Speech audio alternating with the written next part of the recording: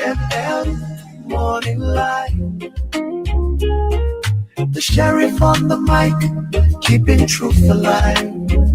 He is the voice of the voiceless, courage in his stride. Kear Morning Live. Just say KML, the agony. Kear Morning. It's Kear Morning Live. Good morning. A minute past 7 o'clock on a Tuesday morning, on a wet Tuesday morning. No food for lazy man, no excuse. I hate to hear people say it is raining. I can't go. I can't leave my house. That is the sound of laziness. And remember this. Money doesn't make you happy. There is no happiness. Money gives you confidence. You got the money, you got the power. When you get the power, you got the woman. Good morning and welcome to Kear Morning Live. I'm your sheriff, your fearless sheriff. I fear no foe.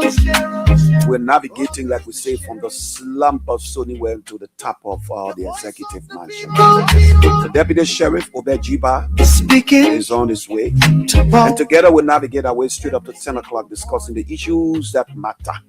Setting Liberia's agenda. I'm your sheriff in a public court of opinion. Thanks to A.B. Parker. He's the composer, the writer of the theme song. Let's navigate together until 10 o'clock this morning, Tuesday morning, 7 July 2026. It's Kear Morning Live. Grab it, eat it, enjoy it, discuss it.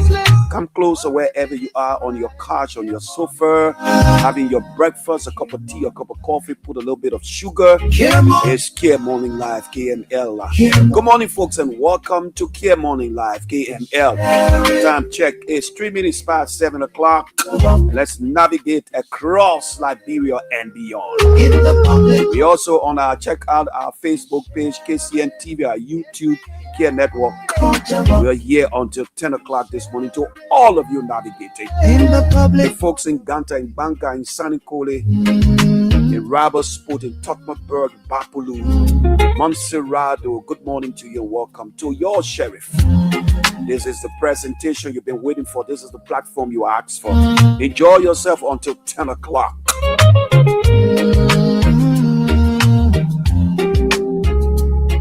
The sheriff in the public court of opinion. Oh yes, the sheriff in the public court of opinion. Thanks to my producers, Have a Matter, aka HTCKA, my madam. Let's join Natasha Yasia right and bring you the morning tea. Is a regular here. Of course, coming up is the local dailies, a regular segment on your station. We say your station, the station is for you and yours. We also on examining Liberia under the microscope. Thanks to you for viewing. Keep on share the video. Signora, buenos dias, buenos noches, ladies and gentlemen. Good morning, good evening, good night. Wherever you are, get glued to your radio, sit by your radio, enjoy yourself. Let me say good morning to Mr. Collins there, 18th Street, a retired professional police officer. Good morning to you, Mr. Colley, and good morning to every one of you navigating wherever you are. Time check is 5 minutes past the hour. Let's bring you Natasha, Man Josephine, cousin Irene, Man Sisi, and all of you on the platform this morning. Team Niman has leprosy. Text 2 Kings chapter 5 verse 1. This is the morning tea. Now Naaman was commander of the army of the king of Iran. He was a great man in the sight of the king and highly regarded because through him the Lord had given victory to Iran. He was a violent soldier, but he had leprosy. Naaman was a great man. He was a powerful general, highly respected and worthy. He was even used by God to accomplish his will. 2 Kings 5, chapter 5, verse 1. The name Naaman means nice guy, but he was a leper. In the Bible, leprosy is often a picture of sin. Lepers were shunned and disgraced. Apart from the miracle of God, there was no cure or hope for lepers. Despite all of his good qualities, riches, and works, Naaman was a leper. His leprosy could not be healed by anything or anyone anyone else who could do. Only an act of God could heal Naaman. The Bible clearly teaches us that we are all sinners. Romans 3:23. Romans 3:10 says, there is no human cure or remedy for our sin. Only an act of God can heal and deliver us. Kear Morning Live. We learn from Naaman's history is that we cannot be saved by our own works, but only by God's grace. Naaman thought he could buy his healing from the prophet Elisha. He bought him with some silvers, golds, clothes, and $1 million, etc. He came in his own strength and power, his soldiers, horses, chariots, because he was such a mighty and powerful man. He expected Prophet Elijah to come out to him to do some great outward demonstration of spiritual power. Kear Morning Live. He expected God to heal him with the things Naaman himself loved. He loved power and expected Elisha to heal with power. Often we expect God to work in the ways we love and the ways we will work. Part 2 of this sermon will be delivered on this Sunday, 12th July. Kear Morning Live. Let us pray. Father God, we pray that you will strip away our pride and our expectations, just as Naaman had to let go of his own ideas of how he should be healed. Give us the humility to accept your instructions. Watch away the areas where we are hurting. Cleanse us from the spiritual leprosy of sin and meet us in our brokenness. Open our hearts to hear your voice and obey your leading, no matter how simple it may seem. In Jesus' name, amen and amen. Thanks to, she is the head of the Judiciary Reporters Association at the Judiciary, Natasha Yasia. Right, time check is 9 minutes past the hour, and it's Tuesday presentation. Take along your reading gear. There is no food for lazy man. You build up the sweat. Somebody says sometimes you have to play tricky to fool the people. This is what I do best. This is my calling. A gift from God. Work it out for yourself. Be selective. Be an asset to the masses. The desire to move. Learn this today. Learn this today. If religion was the thing that money would buy, Naaman had to turn to God. So turn to God for your healing, because no matter how much money you have, money does not give you happiness. Money gives you confidence. If religion was a thing that money would buy, the rich will live and the poor will die. But I tell you what, in Liberia, even the poor and the rich, even JFK cannot save the rich. If you cannot save the rich, how will you save the poor? 10 minutes past 7 o'clock. Stop the cheating. Stop the hurting. You should be on your way to work. You work 8 hours. Do not cheat the government. You're double dipping. Most of you talk about corruption. The government is corrupt. Officials of government are corrupt. But you are equally corrupt from the community. In fact, corruption begins from the community. And there's a saying that the monkey doesn't leave its black hand. So if religion was the thing that money would buy, ST and you from the slum, from the shanty towns, West Point, Claratown, West Clara, wherever you are, navigating under the sound of the sheriff's voice, the rich will buy it. But God is great, because I got confidence he's going to see us through, no matter what the case may be. To it all, Sometimes, Councillor Boo, good morning. I thank God for the mountain. I thank Him for the valley. I thank Him for the stars, the cloud. He brought us through. In every tribulation, God gave us consolation. Yes. In every tribulation, God gave us consolation. So learn this today. Money. Let me say good morning to Robert Topa. I want to say good morning to you, brother. Miawe Jackson, good morning. Long time no see, Miawe. This is Kear Morning Live. Just say KML on the People Station. Good morning to all of you navigating, wherever you are. Alexander B. Sherman, good morning. Joseph Yanku, let's say good morning to you. Lee Chie, Coach Lee, Clarence Lee, he's the head of the beach soccer, taking beach soccer to another level. It's Kear Morning Live. Now, the Minister of Justice came up with a press briefing and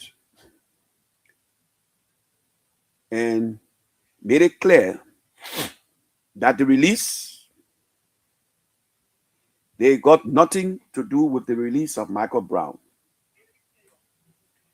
But people, because of the politics and politics in our country, people on the other side doesn't want to agree because Liberia is divided on blue and green line. Yeah. But let me bring you this story. Liberia 2026. So they are Fina Bono.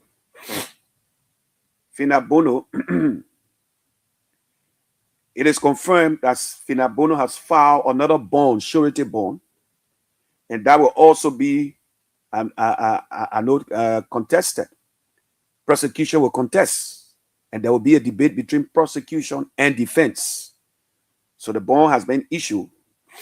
You know, the court gave, I can confirm, because sources within confided in me that Fina Bono, you know, this issue with the Assets Recovery Act, Fina Bono filed. The court gave Fina Bono 72 hours, 13 minutes past 7 o'clock. Get up, it's time to go. Those time for lazy man, no food for lazy man. Sometimes in myself, it becomes difficult for me to get up, but this is what you want to do. You say you want to do it. Yeah, so get up. So Fina Bono has filed another surety bond, and that will be another debate. If the bond does not or doesn't satisfy prosecution, it will be another argument. It will be another argument. So the court gave 72 hours. In the judgment of the judge and the court, the surety bond filed by Fina Bono did not meet the expectation of the court legally. So the court gave us 72 hours to file a surety bond. That she has done. 14 minutes past the hour. Of course, it's Kear Morning Live. You know, a lot of unnecessary things been discussed. When Mahama is introducing, or his government introducing things that unprecedented, those things that he promised to deliver, is coming to pass. The locomotive, the train, crisscrossing the city, taking goods, transporting goods, the locomotive on the train, the locomotive, they put container on it to take it to other parts of the country. That is vision. That is vision, fellow Liberians. In Liberia, CDC and Unity Party have divided the country on blue. That's blue and green, right? Okay, one green, one blue. It is just unthinkable. It is just unthinkable that a country is divided on two lines. CDC one side, Unity Party one side. And where are we going, our fellow Liberians, with all of this? Where are we going, my fellow Liberians? Where are we going? So let me just do this SOS call. This is humanity. My job is to educate, inform, and to entertain. We also serve humanity because I was like 9 months old taken to this orphanage home.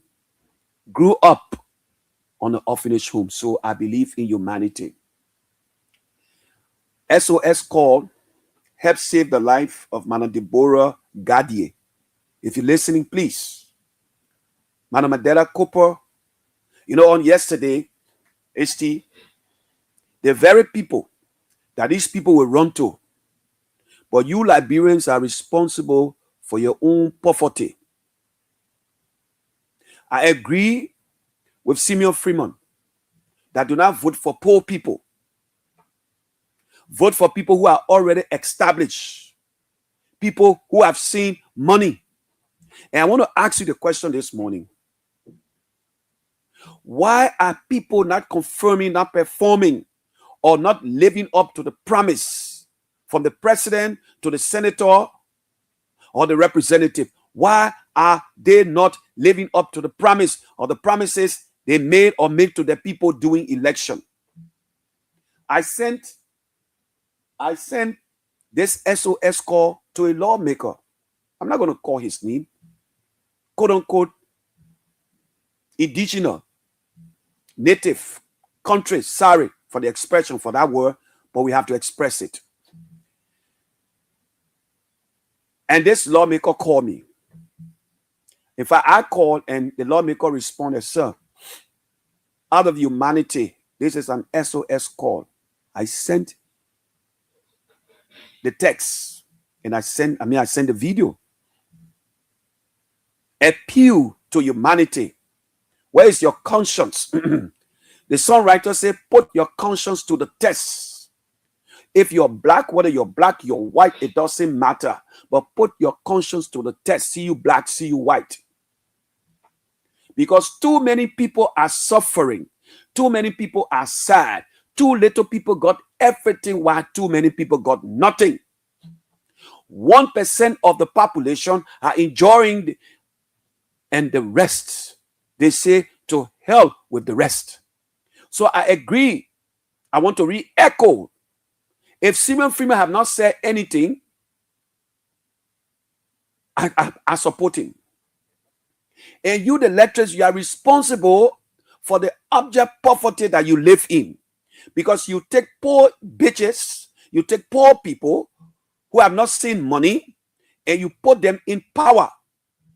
Today, people like T5, Tiffy 5. He's the deputy speaker. He served on committees, I think, Ways, Means, and Finance. Today, he can look at serious people and criticize them. But if the man could betray the CDC, if the man, Women Pay said it, that NAMO or NIMO is a political party. And as we gradually inch to 2029, you will see the Judas or Judases, they will come out. Tiffy, Thomas Fala, a plank seller, putting muff on somebody who is recognized around the world. A poor man, Thomas Fala. You see what poor people can do? You see it? But you saw their actions. You saw their actions at the Capitol building. Election is coming again. And we'll tell you, don't vote for this person, vote for that person, because we believe that those individuals we are telling you to vote for have the desire to move Liberia forward. But you say no. You see some groom individuals, women or men in the community. You don't vote for that person. You take criminals from the community and take them to the Capitol building.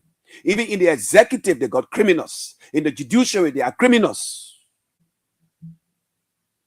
But Kaba said it. Justice Kaba said it. You want me to pull up the story?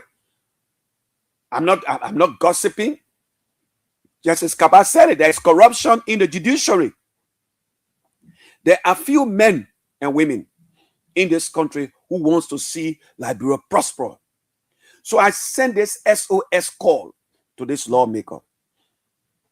And the first thing the lawmaker said, who is this? I said, Rogers. He said, oh, Rogers. Rogers from Kitman? I said, no, Rogers. Daniel Roy. He said, oh. So what do I owe this call? A native. What do I owe this call? Sir, I'm trying to raise money. I'm trying to help this woman who is suffering from complication. But why you call me? I'm not rich, HT. Eh? Why did you call me? Excuse me. I said, sir, just your widow might. Because I believe placing a call to you, you will come to the rescue of this dying mother who is going through a serious complication. I'm not related to her, but I took an oath to defend, uphold, impartially, conscientiously to discharge the duty reposed in me in this code of public opinion. So I will fight for the Liberian people. I'm the voice of the voiceless. I will never come to you. I see it as sheer nonsense and unthinkable for somebody to say, we'll petition you to be what? To be what? Because money at the Capitol building, you think I want to be part, you think that's the legacy I want to lead for my children? To be corrupt? I'm not perfect. And I will never pretend 22 minutes past 7 o'clock.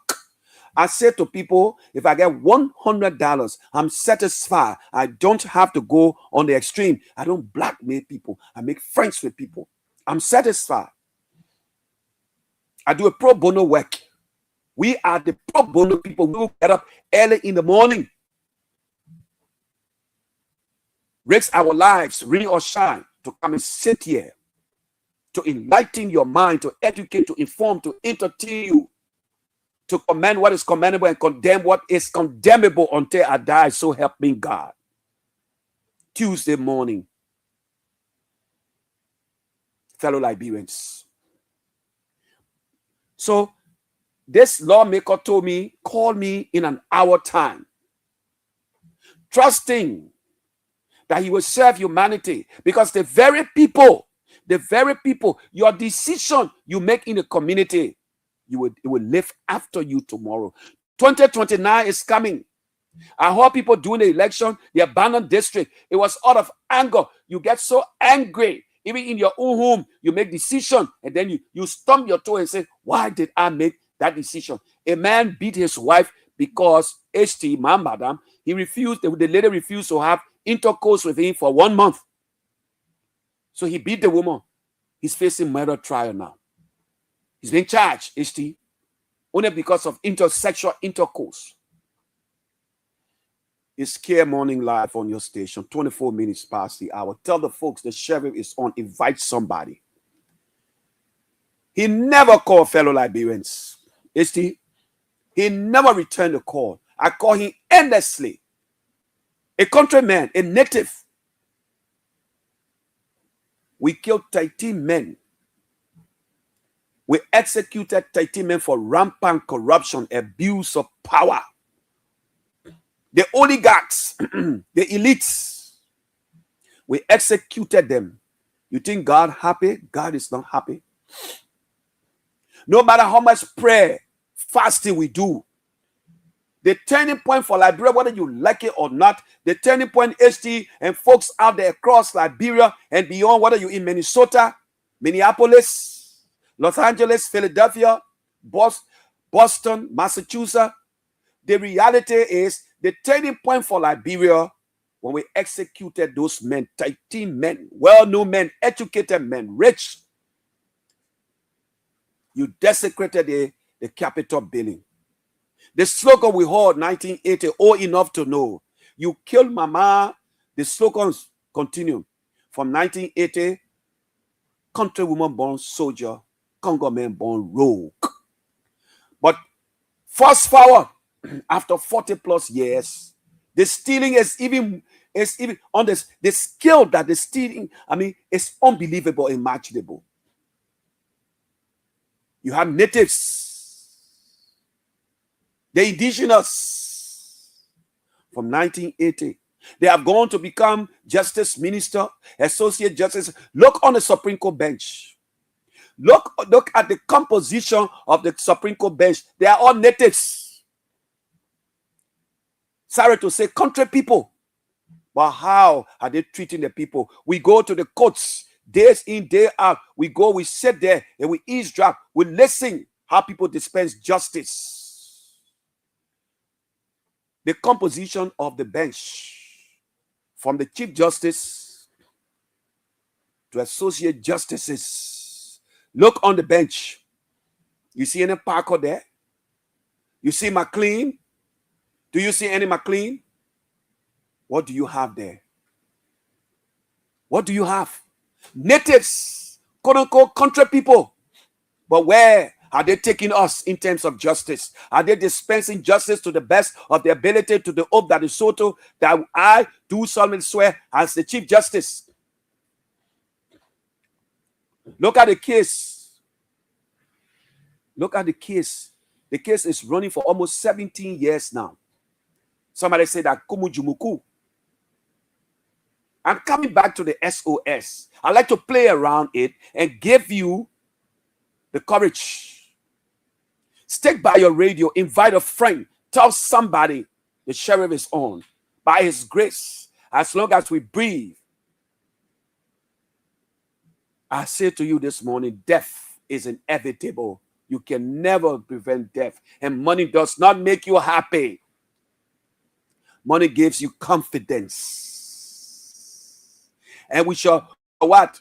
Account for our actions. The consequence will bear for our action. And that day, that wonderful, faithful day, when we'll all be called, when we all get together and we'll see Jesus coming. Oh, people, what shall we do when we see Jesus coming? What will we say? Glory, glory, hallelujah. Because when you run to Madam or George, it will be too late. Somebody said, Deacon Carter said, one of the progressive, good morning to you, Marcus C.G. George. One of the progressives said, my father told me that my grandfather said we should turn the corner, we should go to school and compete with the elites, with the oligarchs, the elitists. They went to school. The last time I checked, Gloria Mususka, Chief Justice, Justice Minister Francis Johnson Allison. Who do we have today? Who do we have? Chief Justice Kokbo. Who the Chief Justice today? Is that a Congo man? Is that a part of the oligarchs or elites or elitists? They are all country people, natives. They are driving you to the great beyond, where great beyond can hold great surprises. Because times are so hard, everybody going crazy. Because of the attitude, the way they are managing our country. Fellow Liberians, Kear Morning live on the People Station. Good morning, the General. Good morning, the CEO. Public SOS call help save the life of Madame Deborah Gardier. The family of Madame Deborah Gardier is making an urgent appeal to the public for financial assistance to help save her life. This was why I call and I send the text and the video to this lawmaker. He never called back. He has forgotten that those people, maybe this lady was one of those who brought him to the capital. But today, he said to hell, die there, because that is where you belong, in poverty. You vote for them, they neglect you. 2029 is coming. 29 minutes past 7 o'clock on a Tuesday morning. According to the family, Deborah developed serious health complications shortly after giving birth to a beautiful baby girl about 2 months ago. What initially appeared to be minor condition has worsening, leaving her paralyzed and in urgent need of specialized medical attention. If somebody listening to me today, Mandela Cooper, and all of you people who believe in humanity, philanthropists around Liberia, across Liberia, please, will read you the number that you can reach out to her. I'm not related to her, but I took an oath to defend and speak for those who don't have voices to speak, whose voices are in the wilderness, but will bring you hope. Because of her condition, Deborah is unable to breastfeed her infant daughter. The baby now depends entirely on infant family, which the family says they can no longer afford their financial hardship. Ergo, can somebody somewhere do something to save this mother's life? And this infant baby, it could be you. You see, they vote for you. Your children go to expensive hospitals, expensive schools. You are a native, but once you get money, you can build house. You got cars. You have become an oligarch. Elites. The family is pleading with kind-hearted individuals. Now listen to this part. You know, sometimes I sit on my sofa or my couch and I ask God, but I know it's a sin to even ask him because I got confidence. And say this morning, wherever you are, that I have confidence that God going to see me through no matter 29 minutes to 8 o'clock. What the circumstance or the situation may be, I know God will do it for me. And God will do it for you, Madam Gadier, no matter the circumstance. I reach out to you. I reach out to that lawmaker. He's not a Congo man, he's a countryman. The family is pleading with kind-hearted individuals, organizations, churches, and humanitarian groups to help raise funds so Deborah can be taken to a hospital for proper examination. I don't have to know her. I don't have to know her. I was a DJ, aka Dirty Joe, we say in our country. And I said, no, I will navigate my way to be a talk show host, to give voice to the voiceless and those who are in the wilderness, who are willing to cross the Red Sea. Oh, yes. Vote people with desire. There are people with desire in the community who wants to help, but you don't see them. You take them to be fools. And you vote for the criminals and the murderers. Kear Morning Live. Kear Morning Live. There you go. Every contribution, no matter how small, can make a meaningful difference in giving this young mother a chance to recover and care for her child again. For assistance or inquiries, the family can be contacted through the following numbers. Paul Banda 0776 06 8510 and or 0886 477 680. Mobile money number Paul Banda 0776 06 8510 and 0886 477 680. Please save the life of Deborah Gadier. Your support could give a mother hope and a baby the chance to grow up with her mother. May God richly bless every helping hand. This is the mother lying here. This is the mother lying there, fellow Liberians. This is the mother. Yeah, George, do us a favor. Yeah, it's kind of blurred, so bring it back. Okay, now it's good. Yeah, that's the number there to help Madam Gadier. She don't have to be your mother. She don't have to be your friend. I don't know her, but I serve humanity. Because humility got me here today. Because humanity and humility, I'm sitting here and using this birth, this God-given talent to serve mankind. Save Madam Gadier. She's going through a serious complication. The baby have the right. That baby could be the next president or the next pro-tempore like Yombli Kanga Lawrence. And this should concern Madam Kanga Lawrence. I will visit the Minister of Information. Good morning to you, Governor Samora, Henry Samora. Those are people who are serving humanity. Those are people who can reach out. Good morning to you, Mr. Justice Minister, the Attorney General. I will also reach out to you to see how best we can help Madam Gadi, who is going through a serious complication. Serious complication. Can somebody reach out? There's a song by Dinah Ross that says, reach out and touch somebody's hand and make this world a better place. By reaching out to Madam Gadi, we read you the numbers. Please, can somebody reach out to Madam Gadi and save her life? Don't let it get too late. People say, why you don't go to funeral or wake? You know why I don't? Because of the way we behave. Sam Keke Flo, good morning. May God continue to bestow his blessing upon you. I know what you can do. I know what you have done for people, and I will always stand for you. 24 minutes going up to the hour, 15 minutes to will take calls. This is Kear Morning Live on the People Station.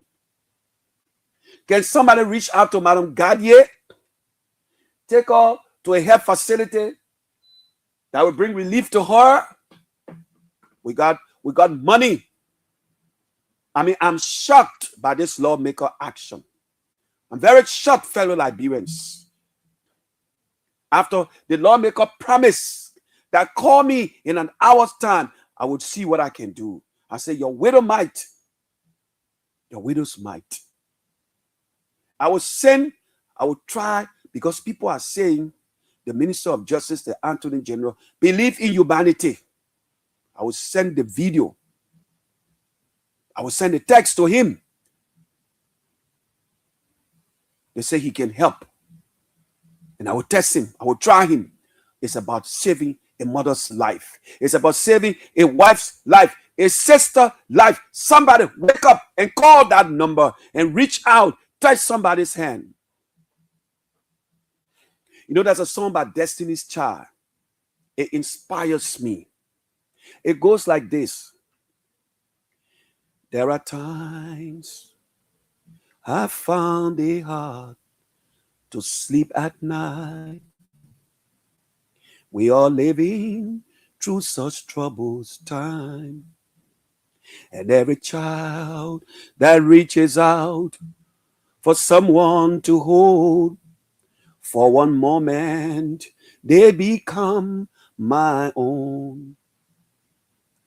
How can I pretend that I don't know what's going on when every second and every minute another soul is gone? But I believe that in my life I will see ending to hopelessness or giving up or suffer. So in my lifetime, I will see the ending to hopelessness or giving up. People are giving up. People are committing suicide where we have abundant resources while few enjoy. Mr. President, take a look outside. Can you see? Can't you see? Look at the fatherless children, the hungry people walking in the streets with no shoes on their feet. Can't you hear Mo sing, I can? If you can't see, I can. I can see that times are hard, times are rough. What is the meaning of rescue? What is the meaning of rescue? You have a government that 95 or 98% of the people are mean. HT, my madam. I have never seen a government in my lifetime, 62 years old, from the Talbot, because Topman died, I was 9 months old. 9 years old when Topman died. I was watching television. You know, come back. Rick JC and Vic Morrow. I don't know what HT know, my madam know. Come back. We used to watch Hawaii 5-0, Barnaby Jones. Yeah, those are movies, midnight movies. When Topman died, I was 9 years old. The people are suffering. Billions of dollars if not trillion, of our resources leave the country. I like Pay. He doesn't give you money. He's not a Mayfielder. He doesn't give you money, but he speaks truth to power, and the United Party people will not agree. I have not seen a government. Somebody and I made friend HT, and this person send me your number. We met at a press conference. Oh, you Rogers, yeah. Oh, you had FM, yeah. Oh, the sheriff. Oh, wow, pleasure. Send me your number. I will send you lunch. HT. I won't call the person name. The people are inherently mean. 98%. This is why people are angry. This is why people are so angry, because the people are not passing the ball. The Ellen government, there was corruption. The George Weah government, there was corruption. Then one minister telling me nonsense. Oh, the president say he will be hard on corruption. He will be hard on corruption. The president himself, the United Party people who condemned former President George Weah. I don't have a side. I will vote for somebody who I believe can drive this country, who has the desire to move Liberia to another height. 19 minutes to the hour. If your native brother, additional, can help you, who's going to help you? And look, it is paining me, fellow Liberians, to call a lawmaker a man who had nothing, and the very people that brought him to power, who knows? Maybe Managadier helped to bring him to power, helped to bring all of them to power. The man refused to answer. He refused to pick the call. Call me in 1 hour. That was around when I left the station HT. When I drop you, then I send, and the man and myself talk. The lawmaker, we talk. 98% of the people in the government are freaking mean. And this is something you can argue about. That is the reality. During the Salif government, there was massive looting and corruption. But the Weah government, there was also looting. But people spread the money around. Go to the entertainment centers today. Even where I live, there's an entertainment center there. I have a little provision shop. During the Weah time, you could make 10, 15,000. The entertainment spot, you know what I'm talking about, right? Tita entertainment spot. Today they say most of the government officials are not going to Mary spot again.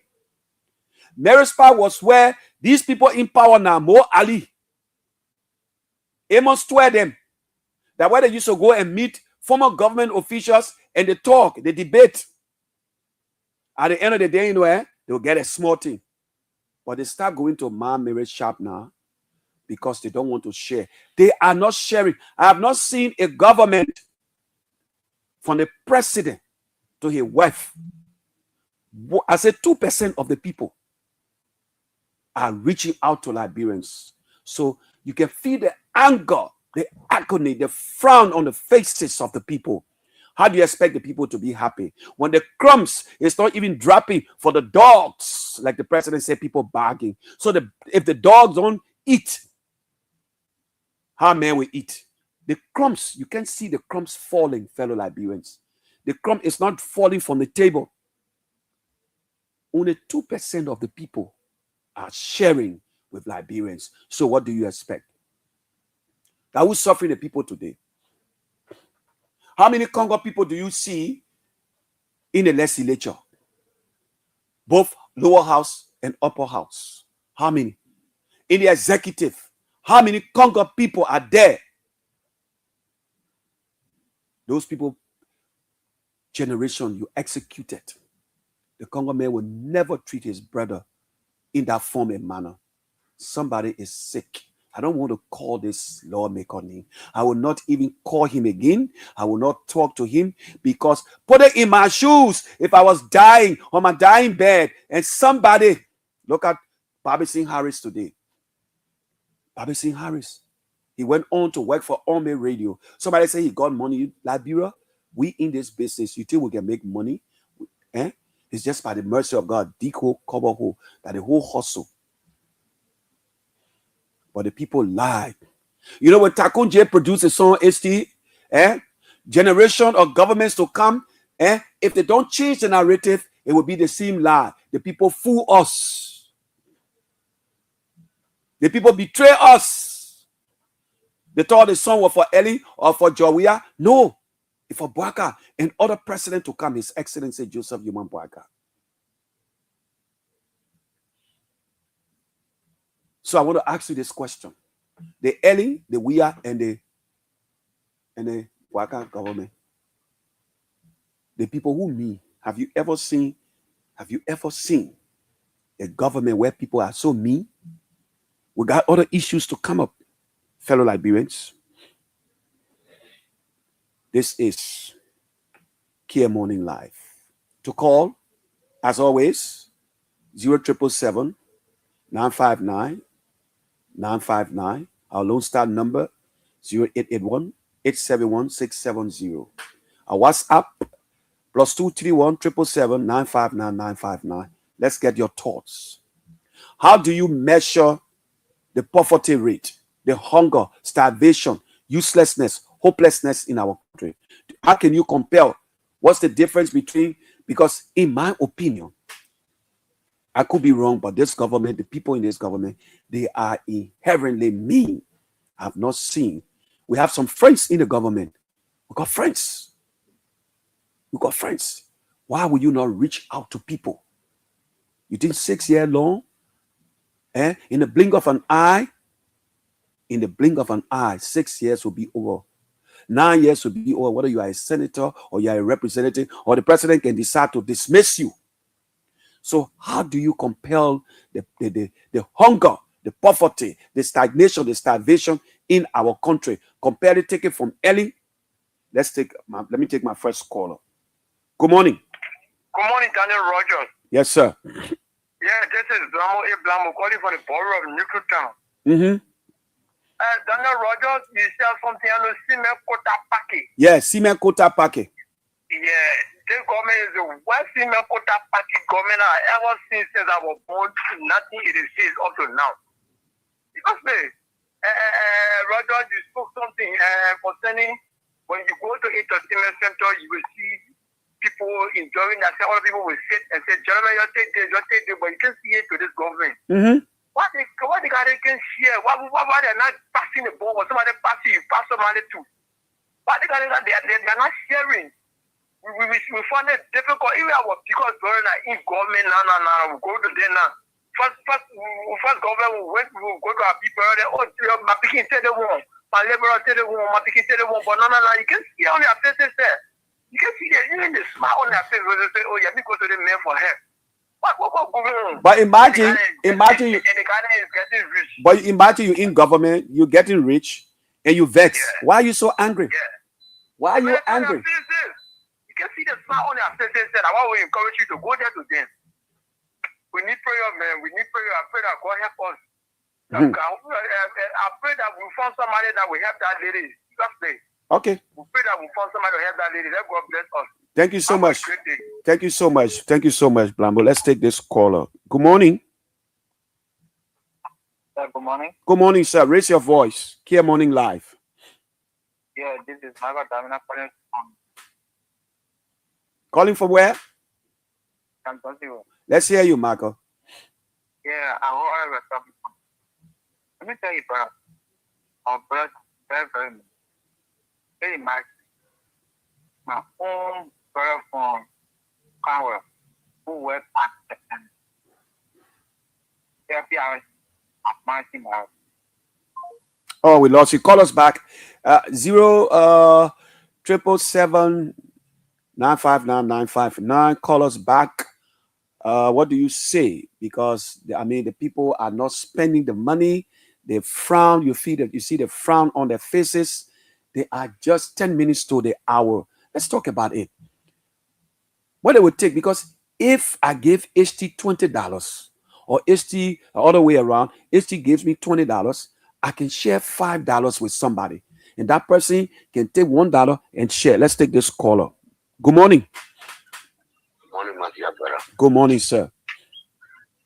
This is Manuel J. Bryant, calling from Brooklyn. Let's hear you, District 17 in the house. Mr. Brian, what's your thought? Well, as you rightly put it, people are mean. People are mean. Oh, we can relate it to all the government officials. No, but what I said, 2%. So 98% of the government officials are inherently mean. Only 2% sharing. No, let me put it to 5%. Okay, 5%. Yeah, let's put it to 5%. Okay, all right.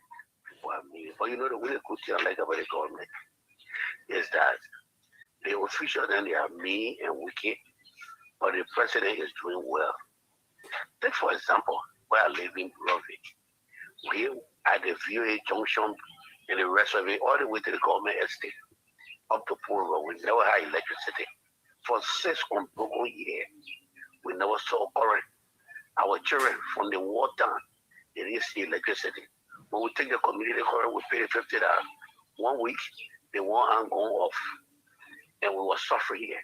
The road from VOA junction to VOA, they have almost finished paving that road. From VA Junction to the government estate, they have cast a rock and they are about to be paved. And at least we see light of development. It was not the past regime. People were wasting money. People were getting free money. People were putting money in traveling bag and dividing it.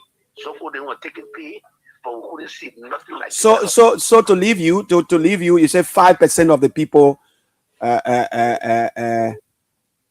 are sharing. Yeah, 5%. Even in my district, we got more than 60% government officials that live here. In my district, we got a lot of government officials. The information minister, you name it, the director of police, the justice minister, you name the rest of them, even the foreign minister, all of them live in our district. But when you go to somebody, they lack their gate. They lack their gate. The bureaucracy, they even enter the fence. All right, but let's ration the time. Let's good morning. Good morning. It's a good for Fana. Thank you. I said 2%. The other man say 5%. Do you agree? What's your opinion? Point to 10%. 10% of the people me or sharing. Sherry, let me say this, right? A member of United Party Intellectual Bureau, Sekou Fofana from Faji. Let me say this. Our people, the United Party people, the government officials, they are extraordinary mean, sheriff. They are extraordinary mean. You get privilege, you call somebody, I saw that when I see them talking to you on the phone, you will even be discouraged. But again, we adapt to the thing what we do in the house. Although the extraordinary mean. But Sheriff, can you imagine we stay by Chicago and pray our phone to defend the people? We stay for money on the phone. And that's supposed to be now. Even if you're not giving you nothing, but at least cat will be giving out. Yeah, that's true. There's supposed to be giving you a car. But Saturday, it will bring the power up to now, we still doing it. But when the people hear on the radio, they go take his salary, they go do the boy. Again, when you adapt to something that he can't leave it. Yeah. That the radio business, some more, no need for her to be calling her. No need. I'll make you, and the president can tell them. And the cabinet meeting, the president can tell them, you will not forget about the 411. But the people is me, extraordinary me. Thank you, Sekou. Thank you so much. Let's hold you there. Good morning. Yeah, good morning, Sheriff. Good morning, sir. Yeah, okay, how you doing, bro? Well, good to be here. Okay, the only fearless sheriff of our towns. Yes, sir. Well, Sheriff, my name is Mohammed Dondo Fafana Jr., a former member of Concern Labrador for Justice and pushing for the return of President Weah to the presidency. Well, this morning, I want to just, get an whole percentage that this government official, I want to get 2%. 2%. So meaning you agree. Sekou Fofana said 10%. The other caller said 5%. You agree with me that 2% of the people sharing? 2%, exactly. These people are very mean because most of these people, I'm so disappointed while the government they are mean because the counter friends go for kind of we are for certain people. We are people that that are against to other people. But most of these government minister they're from local country. Why these guys are mean? It's so frustrating. My Lufian brother are very mean. It brings stigma to my country. Very. So thank you this morning for your back show, man. Thank you so much. 5 minutes to 8 o'clock. Thank you so much. Let's take this caller. Good morning. Good morning. Good morning, sir. Yes, sir. Your name and where you join us from? This is Jeffrey. I'm calling from Wall Street. You call from 11th Street. Yeah. Let's hear you, I sir. agree with you. I agree with you with the 2%. The caller that called from Brussels talking about life-saving things that we know it is your government, but they are not talking about development. They are talking about meaning. Yes, sharing. So let him understand the meaning and development.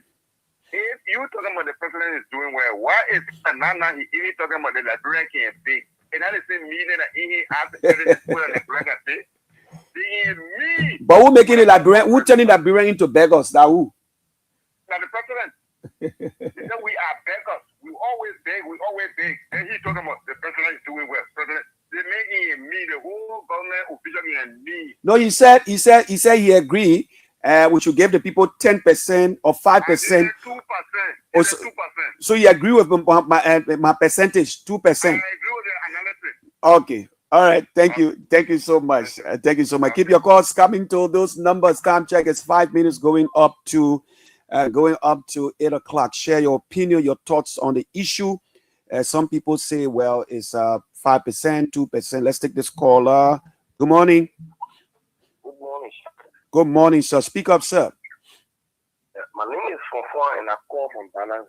Yes. What's your opinion on this matter? You know, I think you raise the bar to 2%. And it is very hard for them. But somebody said 10%. Sekou Fofana said 10%. No. I think it's just 1% of the people that are in at least share it little. Somebody talk about development. Yes. Development was ongoing in this country, but we could still feed. So in other words, sir, do not match generosity with development. No. So people are not generous in the government. People die in this country. All of us cannot work in government. We not even get the factory for people to work. We would live on each other. People die in the city. Tell me, if you go to some people's houses and see what they eating, you will cry. They got to me. They put me down. We have to share. We have to share with one another. What I have today, others will not have it. In my community, even we are not working in government, but we can help our people. They will pass it, we see the children the way they look. Our $10 we give it to them. Then they calm down. You cannot calm down election day. Or they are not going back again. But you know what the lawmaker told me? The lawmaker said, why did you call me only me? I said, because I know you. I know you. Whatever contribution you can make to save this mother's life. Okay, call me back in 1 hour. Endlessly, I called that man. He refused to pick his call. Go down 18th Street to Man Mirisha. We meet all of them there. Go down 18th Street. You guys can spend money on their girlfriend and themselves. When you see money there, when you see money accruing, you will be thinking that this country will mortgage it. Thank you. Thank you. Thank you so much. Thank you. We'll have the LEC live spot coming up. Let's see, we can take 2 more calls. 2 minutes going up to 8 o'clock is 0777-95959, 0881-871-670. WhatsApp number for you guys. Let's take this caller. Good morning. Hello? Yes, sir. Yeah, this is Marco Tamina again. Marco, no, you call once, not twice. Good morning. Okay, call us back. We didn't cut you off. You left the lines. For you, India, diaspora is 0777 plus 2310. Okay, let's take this caller. Good morning. Good morning, sir. How are you this morning? Let's go for level. What is your analysis on the issue, your percentage? How will you grade the government in terms of generosity? We're not discussing infrastructure, but generosity. Are they generous in your opinion? People, they come here. You are seeing everybody, all the opinions. I get in my pocket. I get in my pocket. They get no, they get feel like impact. So when you go to the entertainment, the bathroom, they go for the small children. Because all the people meet, see the people out here, because they pass there, one human being get see. People very much. Imagine the ruling party. No action at the party headquarters. What? Action. You pass there, just say that century, they play choir. The choir. Thank you. Thank you so much for your thoughts. Let's take this caller. Good morning. Good morning, sir. Come on. Poka Rabos. Thank you very much for the magnificent recognition of people and my bravery, courageous sharing of our time. Yes, sir. You have my undiluted, undisputed salutations. Thank you so much. Thank you very much, sharing for the work you do for our beloved country. And let me say for the... Good morning. Hello. Oh, we lost Poka. Let's take this caller. Good morning. Poka? We lost Poka. Let's take two more calls. Then we'll bring you the LEC pay for spot is a mention here coming up on Kear Radio. Let's go back to the line and talk to this caller. Good morning. Good morning. How are you, sir? I'm good, sir. Where you join us from? Your name, sir, on the Tuesday morning. I joined from Maserati. I'm Murphy family. Yes, sir. Yeah, I heard you. This guy green the government 10%. I mean, no. In terms of giving, generosity. In terms of giving. I mean, in terms of giving, for me, I'm creating less than 2%, sir. Wow. Because the lack of giving by these government officials derived from the president himself. Can you imagine the first time the president visited the Surin community and that drainage project that they say somebody was undertaking by the government or from the government? The children went to him to take the greeting and asking him, I said, why every time you see people here begging? So those things derive from the president, and once the generosity is not coming from the president, it will not trickle down from the ministers and other government officials. Look, let me tell you something. They said Joshua was a bad man. But for me, I think he was a God sent to his people. Even though they say he was corrupt, but the little ones down the line were benefiting from his corruption. That's why Nathaniel Market when Nathaniel Market went back and he told the people say all the people say we corrupt, but at least we're taking the money, we're spending it on librarians. But I'm sorry to say I'm not supporting corruption, but the generosity of this government is lacking. On a serious note, compared to the past government, the past government officials were giving other people, even those that are not working. So their alleged allegation against the government that people are saying that they wasn't working, but they were receiving money every month. I mean, that was generosity, but now it's lacking. We see nothing. Thank you, my brother. Thank you so much. Good morning. Yeah. Good morning. Hello. Good morning. All right. We'll take one more call. Then we'll go to 3 minutes past the hour. We have this LEC live spot, pay for spot. So we have a commitment. Let's take no Seku Fofana. We can't entertain you for the second time. Please, you call once. You make your point. You made your point already. You express your opinion and your thoughts on the issue. So who's that lucky caller? Let's see. We can take one more call on the platform on this segment. Of course, the first segment. Let's go to David Harris. David E. Harris. The Fearless. Thank you so much. Good morning, big brother, and thanks for the show. And good morning to Obel, Sebastian, Jiba, and Extension. And I call from Benson Street this morning. I heard you saying something. I heard callers are talking about development. That is why I decided to call this morning.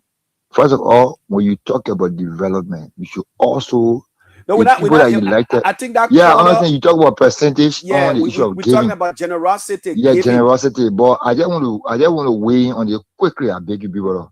When you talk about development, first of all, the people that elected a specific government, the government should also try to enhance or develop their mind capacity-wise or business-wise, or try to impact them in some way, somehow. Not only about building rule, when you talk about development, not only about building rule. No. Not only about building infrastructure. Their mind should be developed mentally, business-wise. Try to ensure that you create an enabling environment for them. Develop them also as a people, as a nation. Yeah. So you are talking about, for me, I will get in 0%, Sheriff. Including the head of the country is very mean. The way you think about those that are behind. Thank you. Thank you so much, David E. Harry. Let's hold the calls and take this live spot mentioned from LEC. The Liberia Electricity Corporation, or LEC, is pleased to inform the public that It is collaborating with Synex for the implementation of the smart metering program. The initial phase of this program will be carried out in Painesville and its associated feeders. As part of the process, joint teams from LEC and Signet will begin conducting community engagement activities and customer data collection within the targeted areas. The smart meter comes with several advanced features, including one, geo-fencing technology. The meter automatically shuts down and can no longer work if it is removed from its register and installed location. Two, temper alert system. The meter automatically sends SMS alerts to LEC, Synex, and the customers whenever tempering is detected. Automatic token loading. Customers no longer need to manually enter token codes. When you purchase your electricity, as credit is loaded automatically onto the meter. GPS tracking capability. The meter can be located through its GPS system, identifying its location when stolen. Following the customer data collection exercise, LEC and Synex will commence the replacement and installation of smart meters. Customers who currently have a meter, possess proof of payment for a meter, or whose meter was previously stolen with evidence will have their meters replaced free of charge. Customers without existing meter records will have their information collected and will be required to pay the applicable connection fees to be connected. For additional information, please contact the LEC Customers Care Hotline 4500 or visit the LEC head office, Waterside, Monrovia. This information is signed Management Liberia Electricity Corporation, LEC. Time check is 7 minutes past the hour. Thanks to all of you who call in to participate in the segment. Coming up, we'll bring you the local data. So we have a commentary coming up as we clock 179. 179. We'll be celebrating our birth independence anniversary, 179 on the 26th of July. So again, please, fellow Liberians, please help Madame Gadier. I'm begging you. People who I know, I will reach out to them through their willow might. They don't have to give cash. If you have influence, you can talk to, maybe you go to the hospital or facility, you go to, please help Madame Gadier. Save this dying mother, this ailing mother. I'm begging you, fellow Liberians, through your widow's might. It's Kear Morning Live on the People Station, wherever you are navigating. Want to say, well, let me see. Okay. Wow. I want to bring you this story. Okay. So Phoebe Hospital. There's Holobalu at the Phoebe Hospital. Phoebe Hospital workers launch indefinite go slow after government missed 5-day deadline. Swakoko, Bomb County. Aggrieved employees of Phoebe Hospital began an indefinite go slow action Monday after the government failed to meet a 5-day ultimatum to address the long-standing grievances, escalating a labor dispute that has disrupted operations at one of Central Liberia's largest referral hospitals, Kear Morning Live. Speaking to the Liberian investigator by telephone Monday afternoon, Moses D.N. Davis, president of the Phoebe Aggrieved Workers Union, said workers decided to withdraw their services after the government failed to respond to the demands within the deadline. Davis said the union had given the government 5 days to intervene in the dispute, but said no concrete action had been taken to resolve the impasse. The 5-day ultimatum expired, but the government has not intervened. We have exerted all peaceful means of engagement, leaving us with no alternative but to begin this indefinite go slow action, he said. Despite the industrial action, Davis said a group of employees, including doctors, including including doctors and other staff who do not support the protests, are continuing to provide medical services to critical ill patients to prevent unnecessary loss of life. He said the union remains committed to protecting patients who require emergency medical attention while continuing to pressure authorities to resolve the dispute. The aggrieved workers are demanding the immediate removal or reassignment of Dr. Minnie S. Ricks, medical director, Jonathan I. Pew, acting administrator, and Peter B. Balawu. Hope I got it right. Sorry if I'm not, then please forgive me. Acting human resource officer. They accuse three officials of poor administrative practices, intimidation of employees, financial mismanagement, and the creation of unsafe working conditions. The officials have not publicly addressed the allegations. The latest action follows months of tension at the hospital despite interventions by the Ministry of Health, the Civil Service Agency, and an investigative committee established by the Lutheran Episcopal and Methodist churches, which jointly oversee the institution. Earlier this year, the investigative committee assured employees that this inquiry would be more than 3 months have passed without an official report for recommendations, fueling employees' frustration. Last week, the National Health Workers Union of Liberia threw its support behind the aggrieved workers, warning that it will shut down Phoebe Hospital and extend the action to CB Dumba Comprehensive Hospital and other health facilities across Bom County if the government failed to resolve the dispute. Now, Vice President for Operations Samuel A. Morris also warned against using student nurses and physicians to replace striking workers, saying unlicensed personnel should not be allowed to provide patient care. Phoebe Hospital serves as one of Liberia's major referral hospitals, providing emergency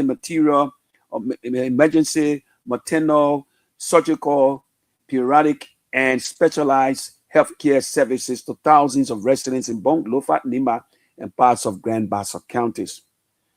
The prolonged dispute has already affected the hospital's operations, with many residents reportedly seeking medical treatment at CB Dumba Comprehensive Hospital in Banga due to uncertainty surrounding services at Phoebe.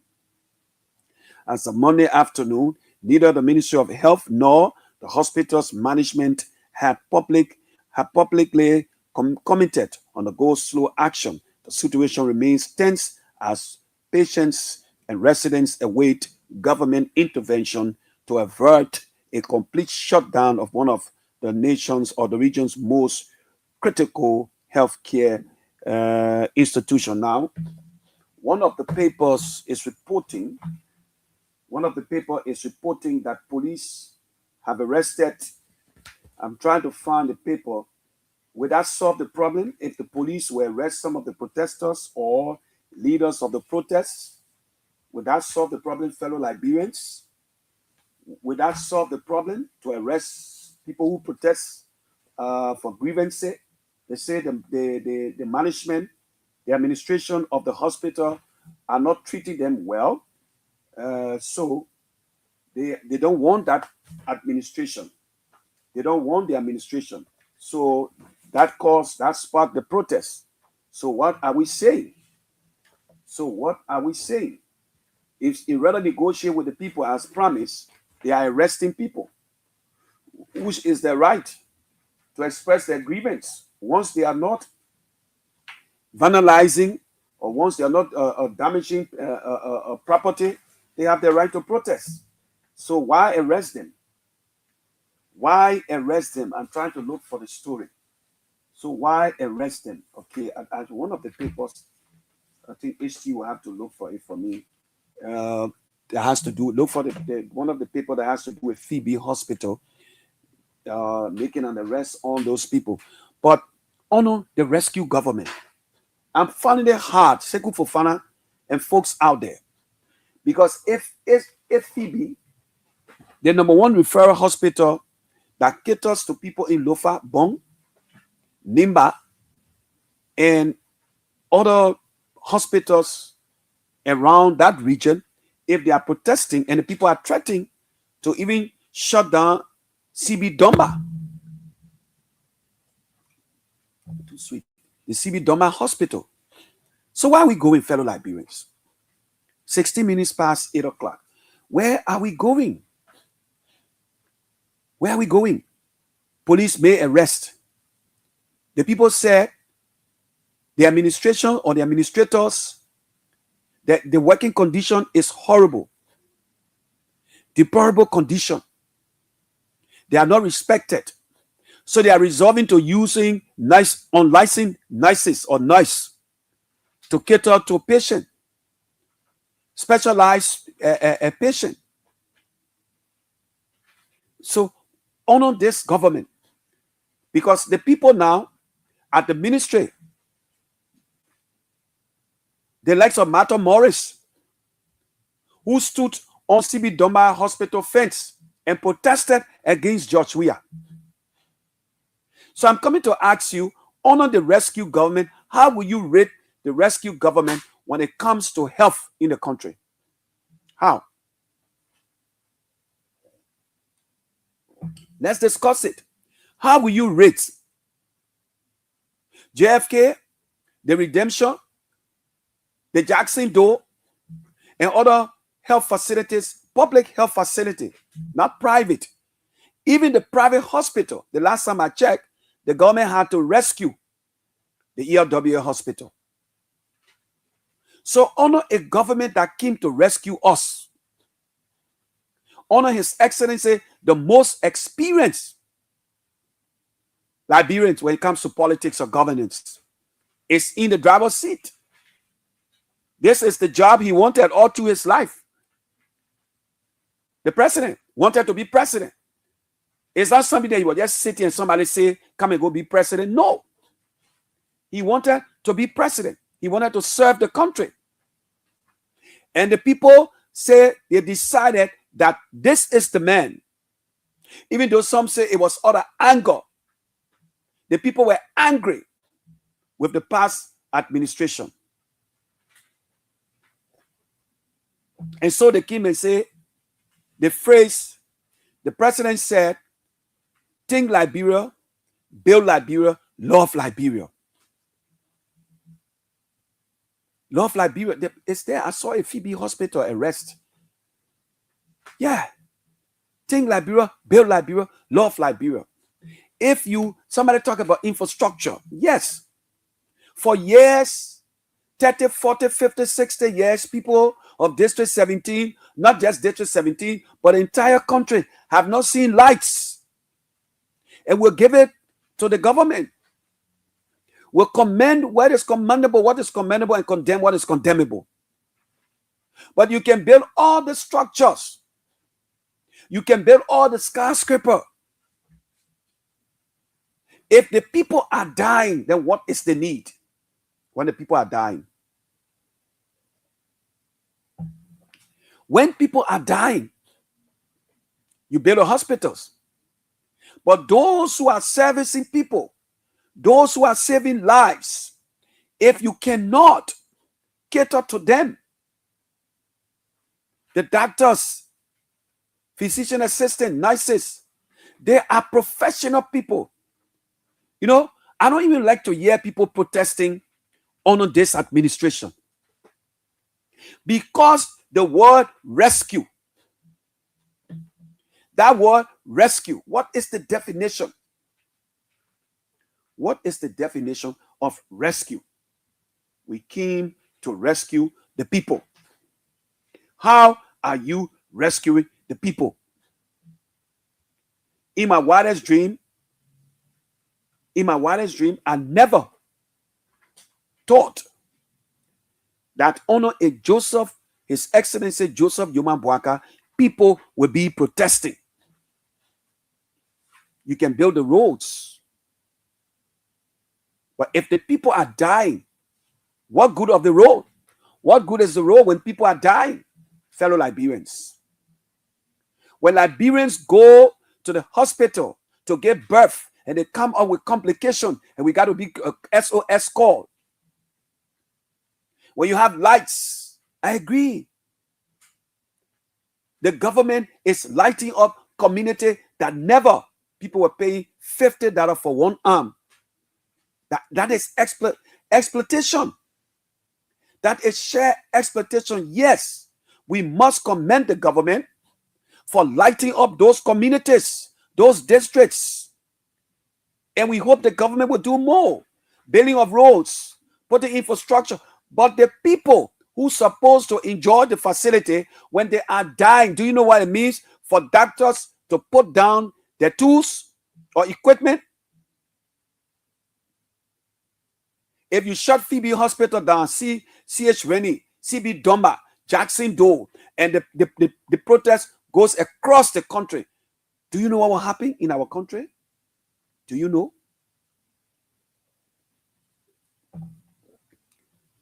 Do people really have humility? The president, the minister of health doesn't care. She don't give a damn. The very people today, Martha Morris, who protested against CDC, they are in power today. They hail from Bone County. If you cannot serve the people when it comes to health, 23 minutes past the hour. If Martha Morris and the folks at the Ministry of Health were millions and millions of dollars, just go to the JFK and see what is happening there. Just go to the JFK and see what is happening there, fellow like the fly. Just go to the JFK. Go to the JFK and see what is happening there, fellow Liberians. Just go to the JFK and see what is happening there. So today, Phoebe Hospital in that region, the number one referral hospital in that region, the people are on go slow. So what will happen? What will happen, fellow Liberians, if other health facility around the country, public facility for health, decide they will go slow? What will happen to our people? What will happen to our people? So I'm going to ask you the question. How do you rate when it comes to health? I like Sekou Fofana because Sekou is a realist. Sekou support the rescue government, but Sekou is not a blind loyalist. And if you sedition for once will become a patriotic citizen, to stand up like women pay did, to stand up and say enough is enough. We came to rescue the people. How are you rescuing the people when the people are dying? When hospitals, people are protesting, fellow Liberians. How are you rescuing the people? Somebody needs to tell me. How do you rate the health facility honor this government? Honor this government. How do you rate or grade the health facility? Hold your calls. I will announce the numbers. Just hold your calls. Just hold your calls. I know you're ready to call. But how will you grade the rescue government? In the words of the president, A famous phrase, he said, build, think, love. First, we must build. Second, we must love and we must think Liberia. Liberia, the people, the country that the people, the citizenry, the citizens. So you can put all the roads, you can build all the roads and infrastructure. If people are dying, who's going to use it? How is it going to be used, fellow Liberians? Somebody tell me. 26 minutes past the hour. Thanks for joining us if you just tuned in. If you're watching, like Mr. Colley, 18th Street, we want to say good morning to you. The police have made arrest. The police have made arrest. Oh yes, the police quick to arrest. Somebody smoking and one joint, AST. Or lady coming from the bathroom, butt naked. Naked like her mother born her. The DEA burst in the house. But won $19.2 million. $19.2 million are coming to the Josh Siafakire. The judge of the 13th Judicial Circuit, Margibi County, will come in for you. You know, they have this contempt power. There are very few judges in this country that have so much respect. And they are fearless. Their arm will not be twisted. Nobody can twist their arm. They go by the dictates of the law, dispensing justice. Those are the kind of people we want to see on the Supreme Court bench. Otavin sat here yesterday, the former Vice President PUL, and said it was a mistake on the part of the president to carry Yomi Kwekwe as Chief Justice. How are you dispensing justice? You have one case that has been there for almost 16 years, the Hash case. The judge overturned the verdict, a unanimous verdict by the jurors. So the matter is before the Supreme Court. They're going to the Supreme Court. They have to go there now to bring the matter down. That case cannot be adjudicated. They say that kumujumuku. But like I used to tell Kokpo, that my papi, I went to his office. I was not intimidated. Nobody can intimidate me. Only God. I fear God. I don't fear men. My hair can fit in the Chief Justice more. It can even fit in the president here. It's too big. Yes. It's too big. So we speak truth to power. Speak truth to power. We're coming for Judge Siafakire. So I will open the lines to ask you. Okay, bring it. I will open the lines. Let me read this story. Phoebe Hospital shut down. Operations paralyzed as police arrest leaders of protesting workers. The patient center at Phoebe Hospital was virtually empty on Monday after an intense protest by workers. You see it? Yeah. Where patient can sit. And you see it? Empty. Let me see if I can chase the story. Then we'll open the lines. I want to chase the Phoebe story. On which page is this on? What's the page? Let me try to look for it. Okay. Let me try to look for the story. Let me see. Let me flip. Let me flip. Okay, I'm still going through the pages. Flipping through the pages. Let me see. Okay, Phoebe Hospital. Now, let me read you the story. We'll open the lines and give you a percentage. Grill the government. The issue of healthcare in our country. The issue of healthcare from the Ellen Weir to the man who came to rescue us. 8:30 is the time. Good morning, welcome. Muchas gracias.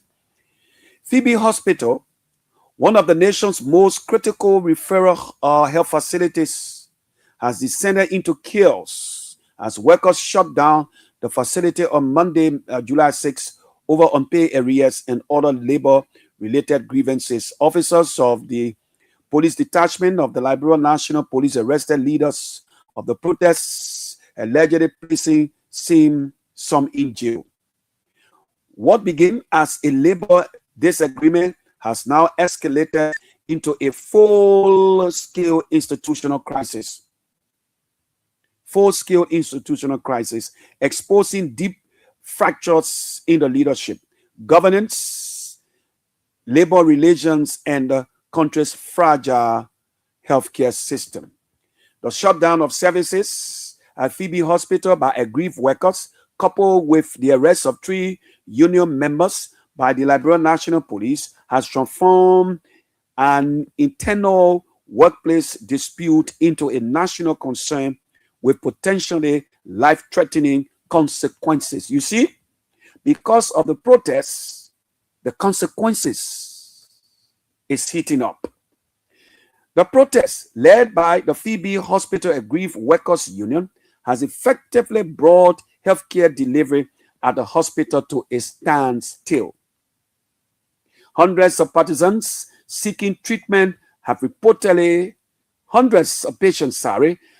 seeking treatment have reportedly been left stranded as emergency services, surgeries, and routine medical care for severe disruption for a hospital that serves Bond County and several neighboring counties.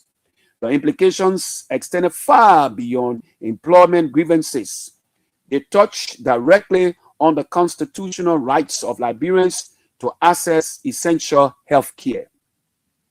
The latest developments came despite repeated appeals from Bond County Senator Prince Kemu Moi, religious leaders, and other stakeholders urging workers to suspend their planned strike while negotiations continue. Instead, workers proceeded with what they described as their final course of action after months of unsuccessful mediation efforts, contrary to suggestions that the shutdown was a spontaneous reaction. Statements from the workers indicated that the dispute has been developing since January. According to Union President Moses D.N. Davis, employees exerted what they described as every available institutional channel before resorting to industrial action. The workers say they engaged hospital management,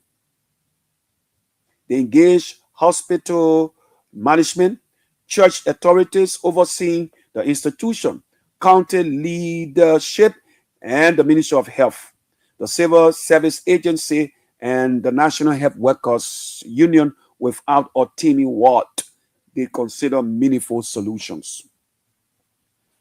The central issue, according to the union, is no longer simply salaries, operational funding, or hospital resources. Rather, they argue that confidence in the hospital's leadership has completely broken down. The union is demanding the removal of 3 senior officials, including Medical Director Dr. Mini Sankawulu Ricks, Acting Human Resource Officer Peter Bewolo, and Acting Administrator Jonathan Pugh. According to Davis, workers have unanimously concluded they can no longer work under the current administration. In remarks made to journalists before his subsequent arrest, Davis maintained that discussions about budgets or future development projects cannot succeed while what he described as a leadership crisis remains unresolved.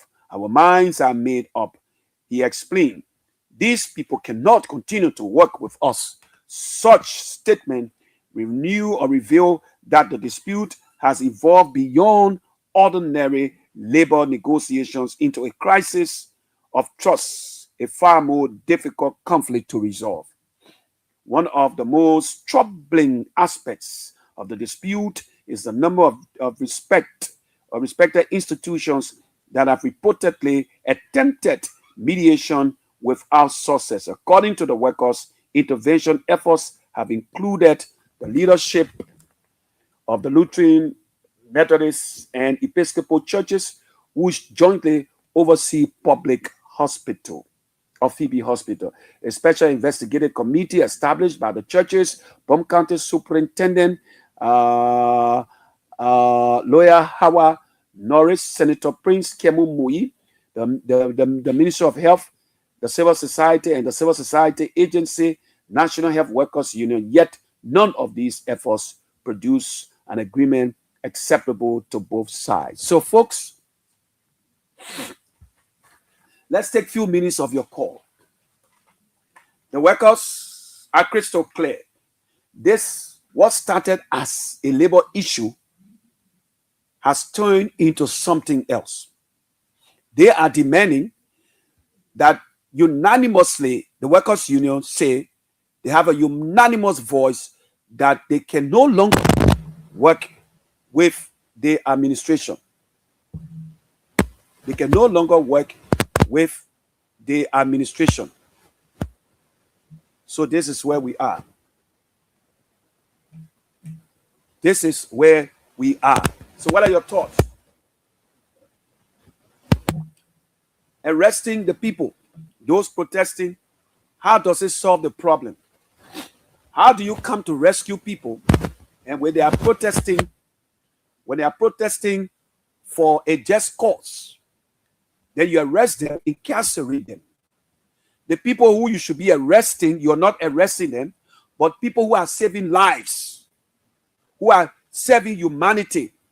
They say the administration, they can no longer work with the administration. So I'm asking you this question. Honor the rescue government. Honor the rescue government called Georgia. Honor the rescue government. How do you rate in terms of health? How do you rate this rescue government? The president said, love Liberia, think Liberia, build Liberia. The biggest referral hospital, or one of the biggest in the country, in that region, central Liberia, that provides health services to other counties, neighboring counties. Today, the people are protesting and they are being arrested. Does it solve the problem, fellow Liberians? Does it solve the problem? How do you rate this government when it comes to health in general? From the Phoebe Hospital, the CH Rennie, CB Domba, the JFK, the Redemption Hospital. What would be your rating on this rescue government? We're gone 2 years and 7 months now. 2 years, 7 months. Okay, so how do you rate? How do you rate the government? Call us on 0777 959 959 0881 871. Let's take this caller. Good morning. Good morning. Yes, sir. This is Dr. Farah Kumar calling from District number 15. Well, as for me, I agree the government 50%. If the government, the first thing the government did for the health of God in this country, that ambulance that can fly the street to carry sick patients. If for now, if his government can arrest them and pack them and come up with a straight mandate that was any ambulance that coming with a sick person, they should pack, the president should pass. So for me alone, I gave on the president and he got me the rescue government, I gave it on them. Because no part of the world you see that happening. That only in this country I see that one happening on a public government. It's very, very detrimental to us because for the past regime, even Taylor, that would tend to be one of the talented or president in this country. Anytime or ambulance is coming, ambulance will go, Taylor will pack his car for them, but ambulance will pass. But under this government, it's not like that now. They beat fire service ambulance tower and put in jail because the Congo are coming into the Congo. So this for that I grade them 50%. Even if I want for you now as a journalist, when you leave for the end of Bapulu, the hospital in Bapulu, every hospital there, no facility, nothing good is in or nothing good is there. All the equipment that was there, that was also people working with, they took all the equipment from there. Now empty building sitting all there. Thank you. Thank you so much. Thank you so much, my brother. Good morning. Hello. Okay, call us back on 777-0777-959-959, 0881-871-670. Tell us, how do you feel? What would be your rating of this government in terms of health? You can build all the infrastructure, you can build bridges higher like the sky, but if the people are dying, what will be the need? Good morning. Good morning. Yes, sir. My name is Mr. Richard Sigby, the chairman of 12th Street Community. I am calling you from 12th Street. My community. Mr. Sigby, the health workers at the Phoebe Hospital, doctors, physician assistant, nurses are protesting. And they said with a unanimous voice or voices, they don't want the administration. And the police have made arrests. What is your thought? How do you rate this government in terms of health issue? Thank you very much. Let me go to the Phoebe Hospital. To tell you, the lady who used to strike, she's working at the Ministry of Health now. I regret the situation. The people every day they were on the radio saying, we don't want to go, we don't want to strike. People talk to them. People calm them down. You're sitting at that ministry, the same thing you used to pass through. Up till now, it's still going on there. You have not done anything to seek the workers' interest. They are hearing that some of them were detained. That escalating the whole thing. Now, other people will want to join those guys to carry on the same demonstration. Government, President Bwaka, you need to come in. Minister of Health, you need to come in. Not to even, but let me tell you, in the morning at about 2 a.m. when you call for the ambulance, they will tell you no fuel. For what reason, man?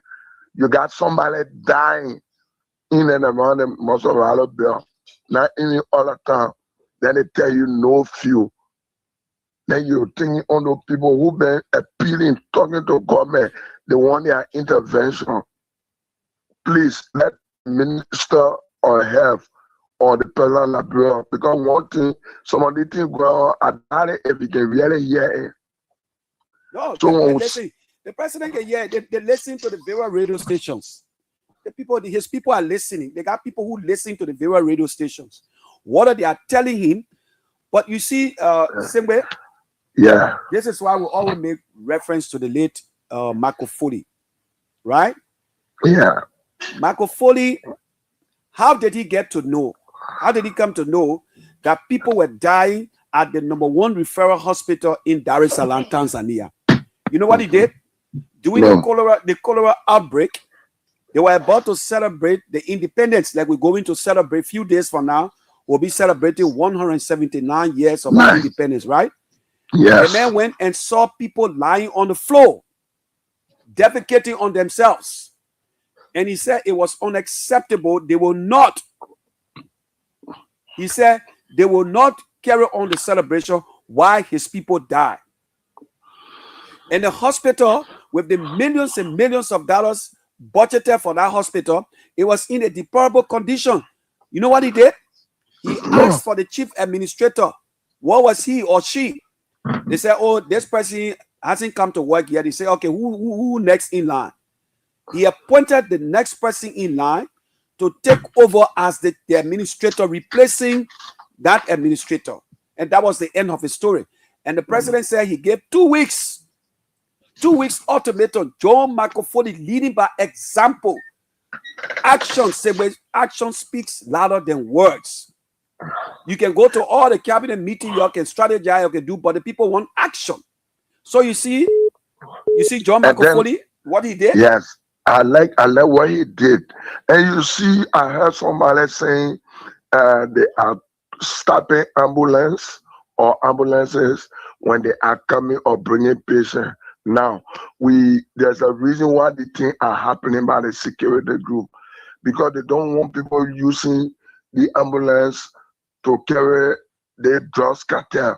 So when no person is supposed to park ambulance, even when they come in with patient, you're supposed to park and let the ambulance pass because they carry patient.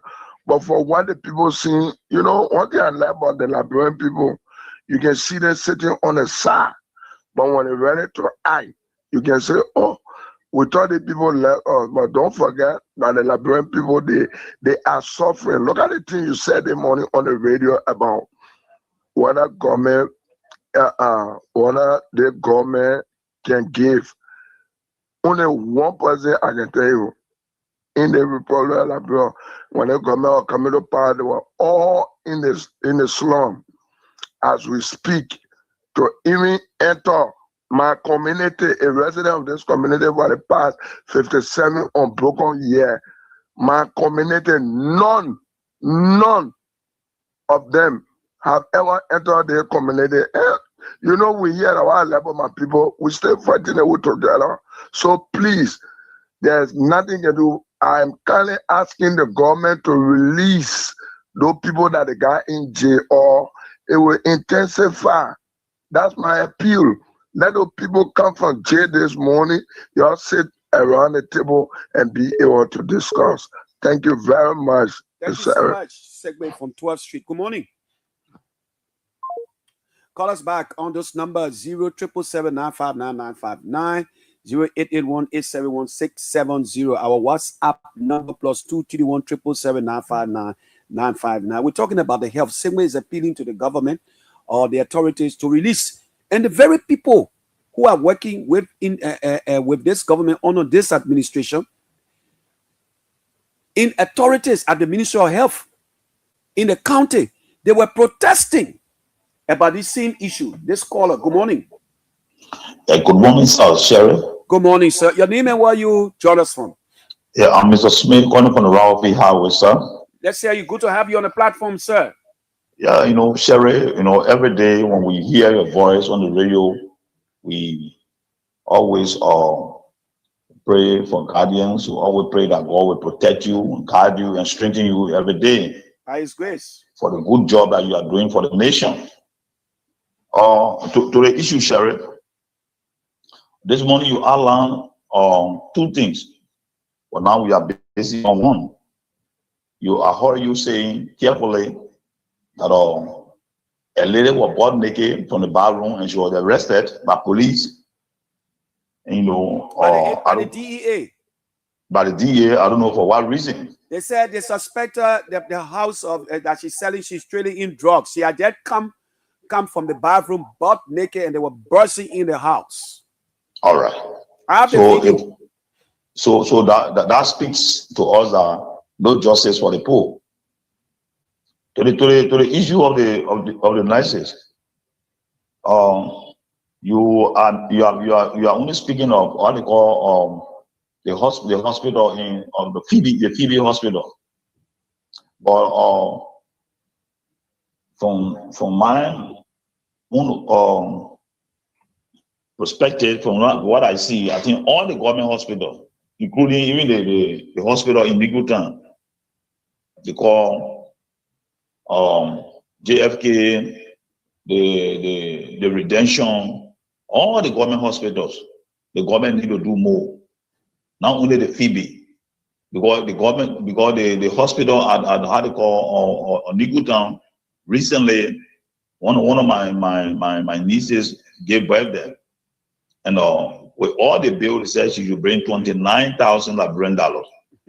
So we went there, and they said if the $29,000 is not given, they will not wait, they will not do anything. And the little girl feet started swelling up. Wow. Yes. So we're forced to find out $29,000 before they release them. Wow. So I'm giving that information. I'm giving factual information. Now they say information. So all the government hospital, the government needs to do more. Not only that Phoebe hospital. Thank you, sir. Thank you so much from your comfort zone, taking up your time to share breakfast with us. Let's take more calls. Time check is 9 minutes going up to the hour. If you have interest, let's go back to line 3 and take this caller. Kear Morning. Yeah, good morning. Yeah, my name is Colin. Yeah, the reason even yesterday I went to redemption. The reason some people go to redemption to the government hospital because they don't get money. Yesterday I carried my grandmother to the hospital. They demand me. They charge $7,000. So if I not pay the $7,000, they will not charge the woman. So what the essence for us to go to the government hospital? So in terms of rating, how do you rate this government when it comes to health, the issue of health? Yeah, but the problem is that why they get government institutions. So for those that don't get money, those that get money, they will go to private. So no need for me to go to government hospital. If I get money, then I'll go to sit down to government hospital. Why can't I go to private to do my best? But the demand out that $7,000 must be given before they tell the woman. Okay. Thank you so much. We hope they honor this rescue government. They will improve the health facility in the country. Thank you so much, my brother. Thanks for your call. Let's take this follow. Good morning. Yeah, good morning. Yeah, good morning, Sheriff. Good morning, sir. Yeah, Sheriff, my name is Mohammed Dondo Fofana Jr., a person of Lofa County and member of the Concerned Librarian for Justice. How do you rate when it comes to health in the country? How do you rate the government? My frustration is in the entire border administration concerning the health sector is the beautiful and wonderful hospital that built in Bampo, that supposed to help the people of Bampo and Mr. Barker administration the hospital, and now the hospital is that no care. The entire hospital is pushing video from that the worker. They didn't come to save the people because it wouldn't come to save the people. The first thing is health. If you are healthy, you do other things to empower yourself to build your future. So, Mr. Barker, you can go, to do something for this country. Thank you this morning. I gave them 5%. 5% on the issue of health. You gave them 5%. Percent. Okay, that's your opinion. Thank you so much. We hope the government will do more. Let's go to this call. Good morning. Good to have you from Kak City. Yeah, thank you very much. We just went cool and wasn't free my direction follow because of what you see. We have one of the worst health system related to our government facility in Kakataya. You know what you have me with at first, hello? Yeah, go ahead, you live. Yeah, at first we need to go to the government facility before at the time there was no election. During the past government, we tell them vote for them, you can't see what we do. But I was involved to answer them for they took me out of that area. However, left them go.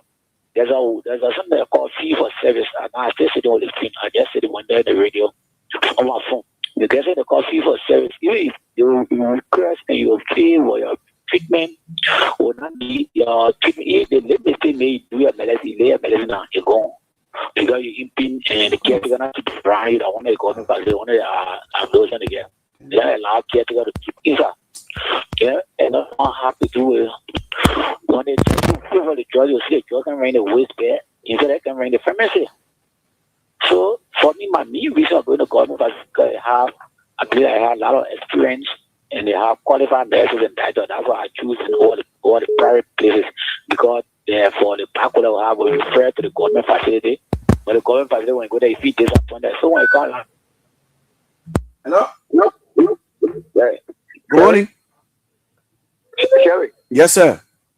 Yeah, but man, thank God, I was looked at more on me. They looked at more in our own facing too hard and we did look at for scripture. Okay, the number is on. Let's get your in terms of health in the country. How do you rate the government? Grade the government, Sherry, I will tell you, there is nothing to grade because there's nothing tangible and logically and very beneficiary manner that this government has done for 8 people. What do I do? 8 people that were in the circle of them. Nothing they have done for them. Look, Sherry. Anyway, for the public, I'm Pocat Robert, and I join you this morning for our unknown destination. You see, Sherry, that would be very categorically, emphatically glad for what is occurring. Unity Party, trust me, they are a deceitful party. people say we say it because we're killing. No, look at the people attitude. Look at the attitude of Sheriff. Sheriff, as he just stated, you go to that patient shop before, trust me, man, it was almost like a hair cut off. Let's talk about the health. Let's talk about health. We finish with that discussion. Talk about health. Just leave here for I want to go to the health sector. But we don't want to give the capability of them. You see, to the health sector. He was right here when George Williams saw the necessity. He saw the necessity of improving the health sector. What he did, he additional lab the health capacity. He saw the 14 medical hospital. He saw the Emory hospital. He saw or people that started passing at the medical center. They were increased on the payment salary. The payment were increased because George Williams saw that the kind of effort they were making to work, go first. But to make effort to bring left back, so we have to as important. You see, now I keep the hospital. Or Sheriff, you can even take anything from the millionaire. The millionaire can say, I just want left back. They may not value money. So health is important than wealth. It's important than wealth. So people that what I'm trying to say is people that is in both capacity, trying all of that meaningful effort. And contributing immensely to last who or even to bring left back or who they don't have or control or they don't have monopoly or left or go have monopoly or left. But for the effort they also additional last to go monopoly. For them to do that, for them to make that effort to be effectuated, fruitfully, trust me, they need of glory, they need of thank you, they need of appreciation, they need of appreciation. You know, I'm saying that you're gonna have the nasty 44 because yeah, thank you so much, Poka. Good morning. Let's take this caller. Hello. Oh, we lost that caller. Call us back on those numbers 0777 959 959. A Lone Star number 0881 871 670. You'll be live right here. We'll take more calls at to this Lone Star line. Good morning. Good morning. Yes, sir. Okay, you not talk plenty now. Why you conclude now? So as I was saying, the BC and the team very scratching on the point. If you got Shelley when you see the people to work because sleeping on the hay, they live in the comfort room, they sleeping on the hay, only because they want to patient must be monitored. So to that end, the government have done nothing but only to pull the people in. Good morning. Thank you so much, Poka. Let's take this caller. Good morning. Yeah, Mr. Sheriff. Yes, sir. Good morning. Good morning. Yeah, my name is John Vesely. I'm calling from Red Light. John Vesely. Yeah, I'm calling from Red Light. So how do you rate the government in terms of health? 1/0. 1/0. Yes, and Mr. Sheriff, I understand something in this government. Anywhere that serious money protests going on, the police can usually go and destroy it. Do you know that there's $30 rare? The incident that took place there. The people are protesting for their life and other people that got injured so that the company can benefit the people or go and take care of the people that you cause damage for. The police may arrest those people, protesters, and up to now, nothing has been done to the people. Some people have got problem from that incident, that fire incident. Some people got broken. Wow. Yeah. Okay. Can you imagine? We were riding our inner keke across the road. They said the fire incident was occurring. Thank you so much. Let's rush on the time. Good morning. Good morning. Yes, sir. Where you join us from? I'm joining you from Clay Ashland. I'm Appleton. Oh, Clay Ashland. Good to have you from that settlement. In terms of rating the government when it comes to health, how do you rate the government? I rate them 0. 0. Is that a fair rating? I rate them analysis? 0. Myself, I'm a veteran. On May 10, I involved in a tragic accident. My wife and my daughter, we were coming from meeting and involved in an accident. They brought us to Redemption Hospital and they said no bed. No bed will be available in government hospitals. My brother, no bed. The condition that we're in, my one foot got broken. Myself was unconscious for almost 30 minutes. And they telling us no bed, so we had to go to a private clinic. I read that 0. Joseph Boakai. Oh, we lost him. Okay, we're gonna hold the calls. Let's see. Let's do justice to our followers. Hilton Welejeto, good morning, Daniel Rogers. Obe is not here. The deputy sheriff on an assignment. Watching you live from Greenville City, Sino County.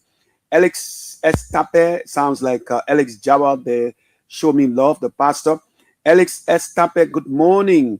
DTD Radio, I'm relaxing, relaying the show. Okay, this show. Mervyn Nathaniel Roosevelt Jolo. Good morning. I'm watching from Painesville. Bazon A. Gible. I hope I got it right. I'm following closely from Grand Jida County. Who's part of Grand Jida? Zulu Whiskey. Seku Fofana, right? Good morning, Daniel Rogers and Obed Jiba. Obed is not here this morning. I'm following from my residence in Battery Factory behind Plank Field. Thanks for the show. Fumba Joseph watching from India. Wow. Watching from India.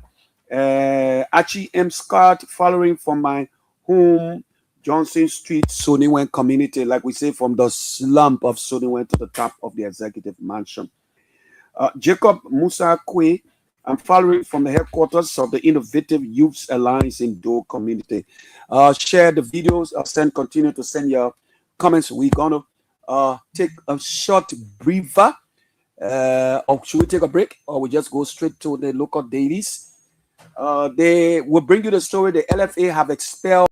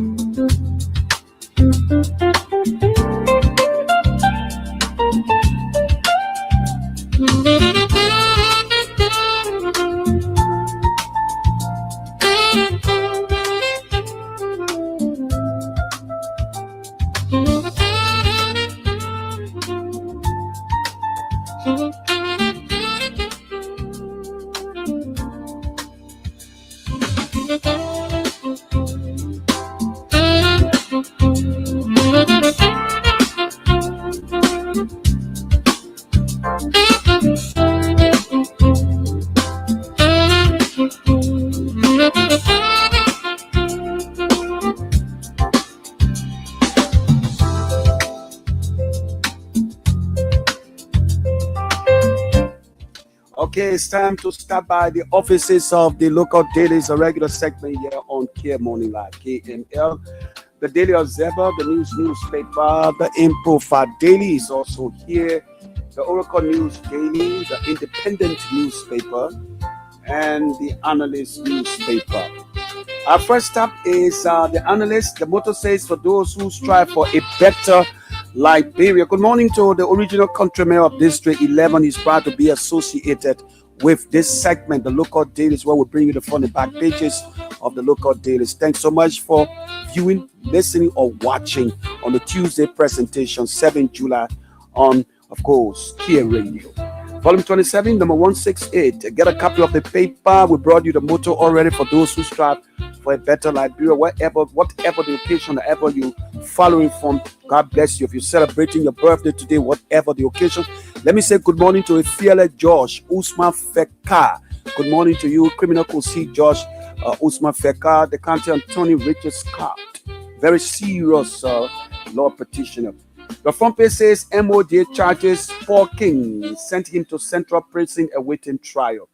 And I see the suspect here, or the accused. The Ministry of Justice has formally charged Paul Jamel King, identified by investigators as one of the principal suspects in this 19 million cocaine seizure at the Rabos International Airport. Run for the paper and get a copy of the paper. A continuation of storage, GMCL unveils strategic plan, targets evangelism, expansion, community development drive. Okay, the final story on the front page, the former economic advisor to the president, Kamara, takes over NIC. Kamara and Boa head NIC play strong drive to attract investment. The back page of the paper, House host Dr. Pele, LSE scholar addresses plenary on citizenship. She was the orator of the 2 independence celebration. Maggie Chorus Bwaka, key power ship jet or car power ship jet demands full disclosure on Turkey trip. Let's bring you a gist of the story. If you just joined us, muchos gracias. Good morning to you. Good afternoon, good evening. Welcome to your presentation from the slump of Soniwe to the top, the office of the executive mansion, the president. Let me bring you a few lines. The House of Representatives of the 55th Legislature hosts, renowned Liberian scholar and policy expert Dr. Rupel Nija Pele, assistant professor in international social and public policy at the London School of Economics and Political Science. I see her smiling here.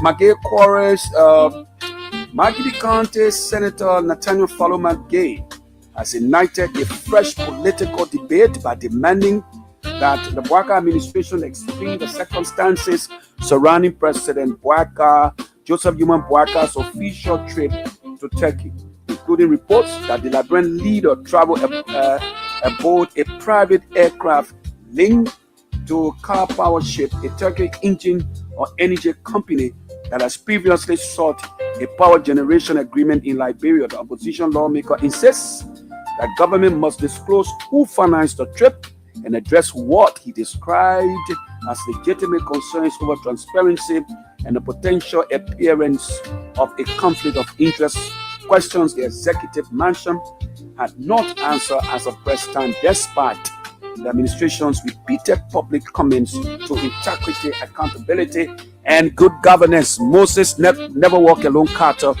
Good morning. EPA flags mining threat.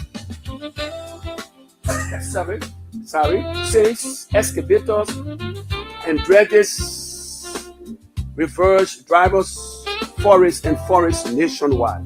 CBI Chief Summer wins banking award, calls for true water markets and global capital. The executive governor of the Central Bank of Liberia, CBL, Honorable Henry F. Samora, has been honored with the African Central Banking Award at the 16th African Business Leadership Awards, ABLA, held at the UK House of Lords in London.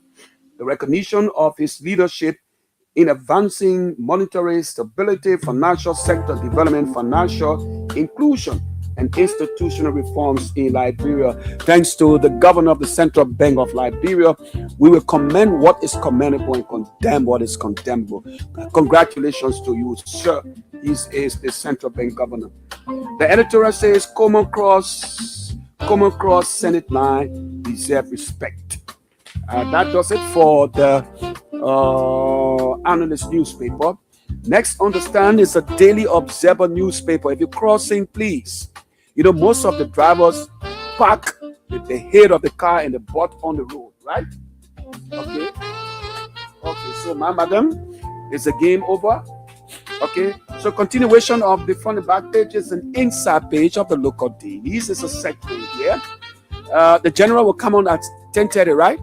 General Kishan will come on at 10:30. Regular from Monday to Thursday, Monday to Wednesday. So you have the general Monday, Tuesdays, and Wednesdays on the platform right here. Saturday and Sunday on the People Station from the slump of Sodiway to the top of the call. Volume 26, number 125. We've already brought you the story, but just in case if you miss out, let's remind you what is happening at the Phoebe Hospital, Cousin Irene, District 17. Good morning. The front page says Phoebe Hospital shut down, operations paralyzed as police arrest leaders of protesting workers. SDI, forest body threatened EPA with lawsuit, accused agency of failing to act on environmental degradation complaint against GVL. The final story on the front page. Okay, breaking the ceiling glass. PKF Liberia emits a female partner. Court proceedings begin. US 19 million cocaine case. City court orders preliminary hearing as defense challenges detention of sole suspect. Why you're challenging? It is not billable, man. We beg your NEC quotes the media to deepen electoral trust and democratic accountability.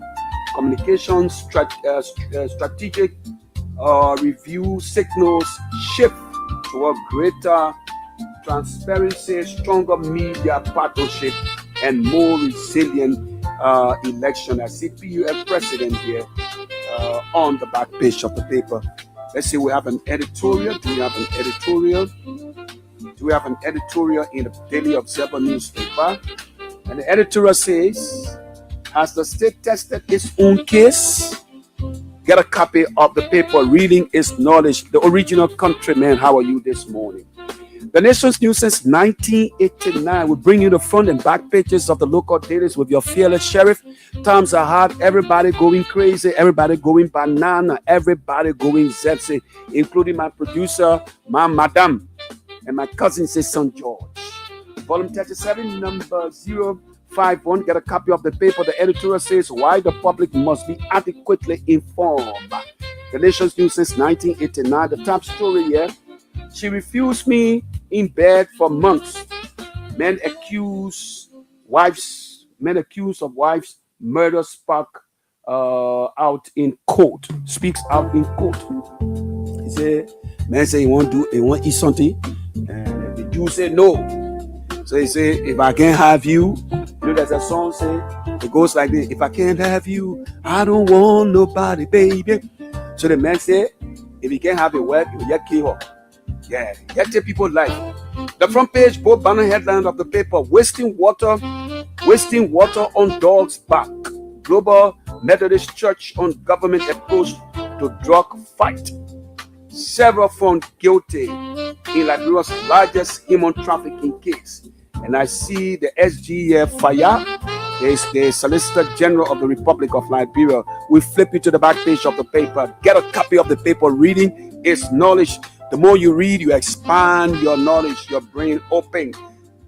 And the back page says, veteran lawyer opposes GFM eradication, says it should include boys, not only girls.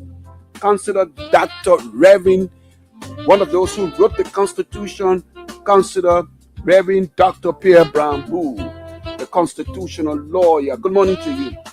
LEC, electricity regulator, cuts lifts energy tariff by 12%, slashes connection fees to boost access. Thanks to the authority. Senate donates US 15,000 to Yombli Kear kind of nonsense. Josh? See. Can you imagine this? Senate donates US 15,000 to Yombli Cares Foundation doing Buchanan fundraising. Yombli Care. The Senate is not giving money to Redemption Hospital. They're not giving money to the JFK, to Phoebe, to CB Doma, to CH Rennie, but they donated 15,000 to Siemens Kota Press, Yombli Kanga Lawrence. Hey, man. That's why the people say only 2% in this government. The Senate, fellow Liberians, can you imagine? The Senate donated 15,000 to Yombli Kanga, aka Siemens Kota Press, to her foundation, Care Fund. Are you kidding me? Hey, God. Why are you carrying our country? Madam. Where are the people taking us? You gave me 15,000. While people are dying, when was the last time the Senate or the House donated to any of these health facilities in the country? God will punish you. My Josephine swear, my Sisi, my Mata, all our mothers, and God will punish you one day. You not give money to Redemption Hospital. You take money and give it to Yombli Kanga Care Foundation. To her look, let me read this nonsense. Senate donates US 15,000 to Yombli Cares Foundation doing Buchanan fundraiser. There you go. Yes. Ella. Ilo Milu steps down as UBA chairman after 12 years. Neuron takes over. House committee to commence public hearing decentralization exercise Wednesday. Clarence Gear here, and the final story on the back page of the newspaper. BP Kun denies link to suspected drug figure. Response to EPA boss CS allegation. It was a scene running here who put a more on Matilda Parker. When they carried him to the court, he couldn't defend it. We got to stop this thing. We have to stop it. So taking picture, if I went out and took picture with the vice president or the president, then they will say, if I've involved in the press, they don't know my attitude, they don't know what I do. So they say, oh, because Roger Arrow, so they associate my criminality with the person or the vice president or the president. We got to stop. The politics is nasty in our country. In all that we do and right, in all that we report, come what may and no matter what. What does it say, madam? Put what? Liberia first. Liberia should come first. Not putting Senator Yombli Kanga, aka Siemens Kota Press, above everybody. The Senate donating 15,000 to a foundation at a fundraiser. When was the last time, fellow Liberians? Oh, God, help me. Somebody help me somewhere. Volume 18, number 164. Get a copy of the paper. It's sold for $40 Liberian dollars. When you read, you comprehend. You understand the issues that matter as we set Liberia's agenda. And the front page says, MACA's allegation Kun rejects drug links. Neglect at JFK dialysis center exposed. You see, people with kidney complication, fellow Liberians, will die at the entrance or the gate of the JFK. No matter if you went to the front, if you went to the back, fellow Liberians, I'm on my knees praying for Liberia. Ego. US for Ganta Zebdu Road, US 18 million agreement pass. Thanks to His Excellency Joseph Newman Boyka. Man beats and kills wife in bomb for refusing him in bed. Let me see if we have an editorial. Do we have an editorial? Let's go to the inside page. Mr. Colley, I know you're enjoying yourself this morning. When will the drugs cartels fall? That's a big question. The back page of the paper. This and LPRC signed corporate partnership agreement. Winston Jar, good morning. Foul play suspected in Muli's death. Car dealer wanted for US 7,500 theft. The Monroe City Court has issued an arrest warrant for Congo Town used car dealer Aaron Munga. Munga is being accused of stealing 7,500 from the sale of the client's vehicle, according to court documents obtained by this paper. AFL and UN Women Engaged Lawmakers, that does it for the In Profile Daily. The next paper on the stand, as you navigate with us, continue our navigation from the slump of Sony went to the top of Duga. Good morning, Linga. Good morning, Deborah, aka P40, Deborah Thompson. Long time. Where you girl? Reporting the truth to you is the motto of the paper. So for $40 Liberian dollars, and we are here, of course, between twists and turns. We are live from the nation's capital, Monrovia. Enjoy yourself with the sheriff.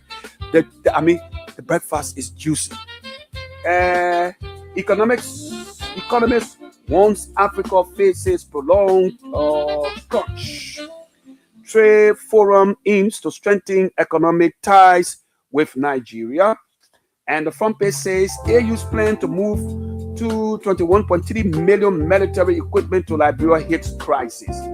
Iron ore and bauxite in Guinea, Liberia, Sierra Leone could yield 17 billion and create 1.3 million jobs. Let's run for the editorial and see whether we have an editorial.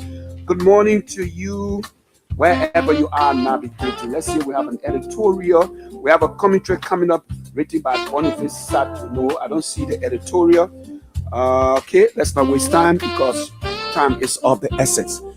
The final story on the final paper on the stand: men guilty of human trafficking. You traffic people, human trafficking.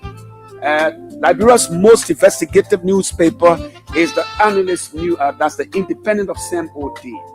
And the volume 23, number 758.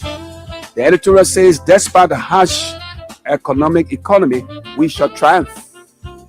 Tuesday, 7 July, get a copy of the paper for $50 Liberian dollars.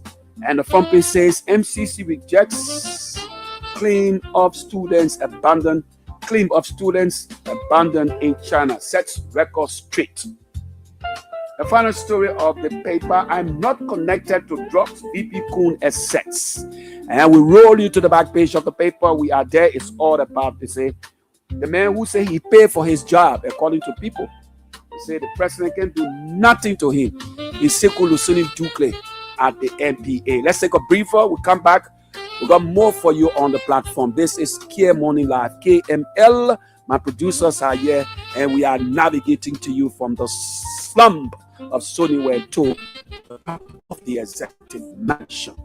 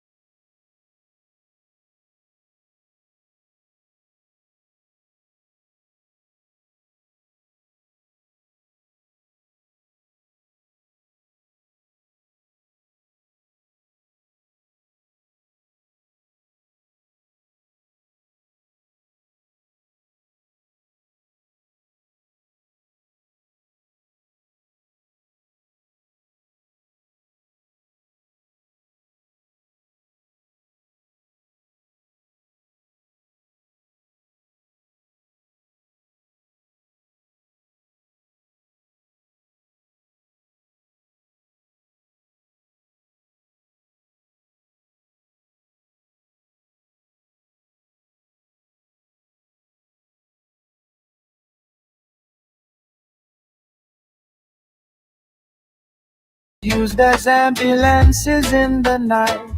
Oh, Liberia, how did we fall from a nation of hope to this painful plight? Where is the oath they swore to keep? Where is the love for those who weep? We're standing here, we're broken deep. Oh, Liberia, can you hear? Corruption is killing my country, dragging us down on wounded knees. Bad consensus, bad leadership.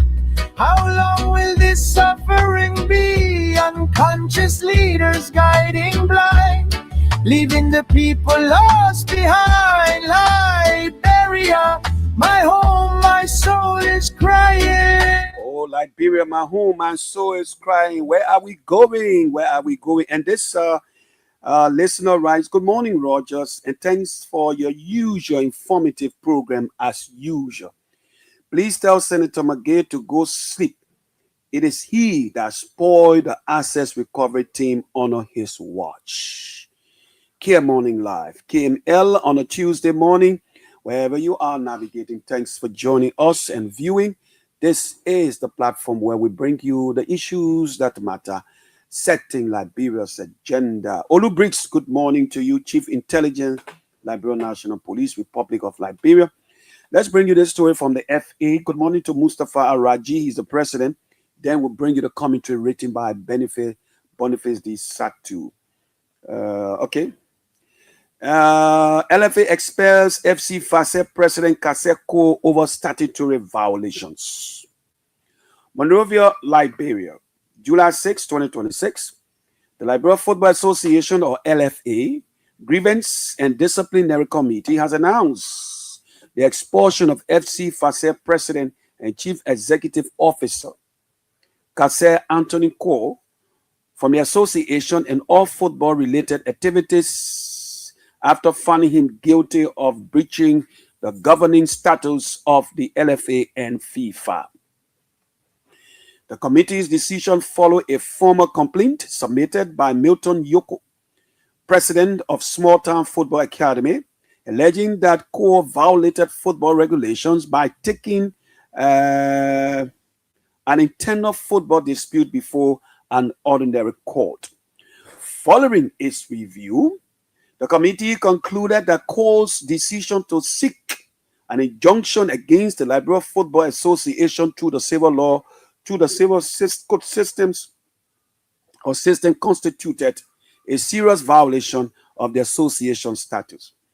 According to the ruling, 19 of the LFA status requests are required that all football-related disputes be resolved exclusively through the association's designated arbitration mechanisms rather than ordinary courts. The committee further held that the court action amounted to a third-party interference in the governance and electoral affairs of the association, contrary to both LFA and FIFA regulations. Acting chairman of the Grievance and Disciplinary Committee, Jenkins Spilliner, said the investigation established that Cole violated multiple provisions of the LFA statutes, including Articles 2, 18, 3, and 19, as well as Article 51 of the Football Statutes. Invoking Chapter 15, Article 27 of the LFA 2018 approved statutes, as amended, the committee ruled that Cole had committed a serious infringement warranting the forfeited of his membership. As a result, the committee ordered the immediate expulsion of Kase Anthony Cole from the Liberia Football Association and impose a ban from all football-related activities under the authority of the LFA, FIFA, CAF, and WAFU. The ruling represents one of the strongest disciplinary actions taken by the Liberia Football Association in recent years and underscores the governing body's position that football disputes must remain within sports' established judicial and arbitration structures. The decision is expected to have significant implications for FC Fasel and Liberia's football administration as stakeholders await any further response or appeal that may be pursued through the appropriate football judicial channels. KML, Kear Morning Live, Coach Lee, good morning. He's the head of the beach soccer in Liberia. Time check is 29 minutes going up to the hour. And again, fellow Liberians, please help, madam. Please help. Let me read you the story. We're looking for money. We're raising money. Let's use few minutes of our time to save or serve humanity. That is my job. I took an oath to protect and speak for the voiceless, because one day we will all have complication, and of course, who knows what could happen to us. But please see how we can help Madame Gardier to get medical attention. I'm begging you, wherever you are, please help the madam to restore her health, because she did not ask for it. She did not ask for it. Let me bring you this public service SOS call. This public SOS call. You see the madam here. Public SOS help save the life of Madame Deborah Gardier. The family of Madame Deborah Gardier is making an urgent appeal to the public for financial assistance to help save her life. The family of Madame Deborah Gardier is making an urgent appeal to the public for financial assistance to help save her life. According to the family, Deborah developed serious health complications shortly after giving birth to a beautiful baby girl about 2 months ago. What initially appeared to be a minor condition has worsened, leaving her paralyzed and in urgent need of specialized medical attention. Because of her condition, Deborah is unable to breastfeed her infant daughter. The baby now depends entirely on infant formula, which the family says they can no longer afford due to their financial hardship. The family is pleading with kind-hearted individuals, organizations, churches, and humanitarian groups to help raise funds so Deborah can be taken to a hospital for proper examination, diagnosis, and treatment. Every contribution, no matter how small, can make a meaningful difference in giving this young mother a chance to recover and care for her child again. For assistance or inquiries, the family can be contacted through the following numbers. Luceto 077 515 5180, Paul Banda 077 606 58510, and 0886 476 7680. Mobile money number Paul Banda 0776 06 8510 and 0886 47 7680. Please help to save this mother's life. Please help save the life of Deborah Gardier. Your support could give a mother hope and a baby the chance to grow up with her mother. May God richly bless every helping hand. Kear Morning Live, KML on the People Station. Let's go for this editorial, 25 minutes going up to the hour. Don't ask me why you do this, because I sign up to do it. This is my passion, to help my people. This is my passion, to help my people. Good morning to you, sir. Your name is not here, so I can't do anything. So let's go for the editorial written by Boniface D. Satu, talking about our 179 Independence celebration. So let's see if we can bring the story, the commentary to you, Michael George. Good morning. Good morning to you, Michael George. Wherever you are this morning, I want to say good morning to you as you navigate with us from the slump of Suniwe to the top of the executive mansion. Let me recognize Mervyn Kitcat Jr., CKA Classy Man from Lone Star Cell MTN. Also, a regular follower to the show, Lieutenant Colonel Rubin Kitcat, Chief Prosecutor of the NPA. Now let's go for the commentary. It's a long commentary. It's professional. I like the writer. We'll do these things because this is our job. Is to educate. Our job is to educate, inform, and entertain. KML, Kear Morning Live. We're here Monday to Friday. Of course, Obe and I, we're here Monday to Thursday, bringing you those issues that matter, setting Liberia's agenda. Okay, so let's go for the commentary. On July 26, 1847, Liberia accomplished something extraordinary. Let's bring you the commentary. Thanks for joining us. You're right on time.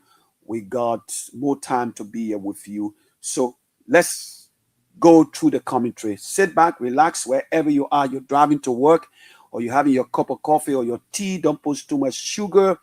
Relax and let me bring you the commentary. Enjoy it. On July 26, 1847, Liberia accomplished something extraordinary. At a time when much of Africa remaining under colonial domination, this young republic declared to the world that people of African descent possessed both the right and the capacity to govern themselves through constitutional democracy, liberty, justice, and the rule of law. The founders established more than a sovereign state. They established an enduring idea that freedom carries responsibility, that self-government demands accountability, and that every generation has a duty to leave the republic stronger than it inherited. Kear Morning Live. As Liberia appreciates or approaches its 179th independence anniversary, we celebrate far more than the passage of time. We celebrate the endurance of a nation that has survived political tensions, economic hardship, civil conflict, and profound social change. Yet history does not ultimately measure nations by how long they have existed. History measures them by what they accomplish with opportunities entrusted to them. The defining question before Liberia today is no longer whether we can preserve our independence. Through sacrifice, resilience, and the grace of God, we have done that. The defining question of our generation is whether we can transform that political independence into economic independence before Liberia celebrates its bicentennial in 2047.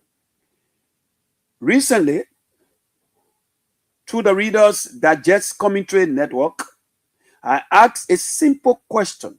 What has Liberia gotten right since 1847? The responses reminded me that while our national discourse often focuses on what has gone wrong, we should not lose sight of what has gone right. Nations build their future upon the strengths they already possess, while honestly confronting the weaknesses they must overcome. Kear Morning Live. The vision of our founding fathers remains as relevant today as it was in 1847. We are live from the nation's capital. They understood that independence was not the destination. It was the beginning of a long national journey.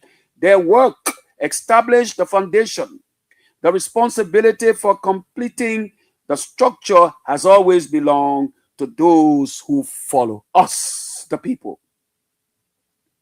Every major independence anniversary tells the story of a defined Liberia or a different Liberia. The Setena in 1847 celebrated 100 years of sovereignty. The 125th anniversary reflected economic expansion alongside growing demands for inclusion. The events surrounding 1980 reshaped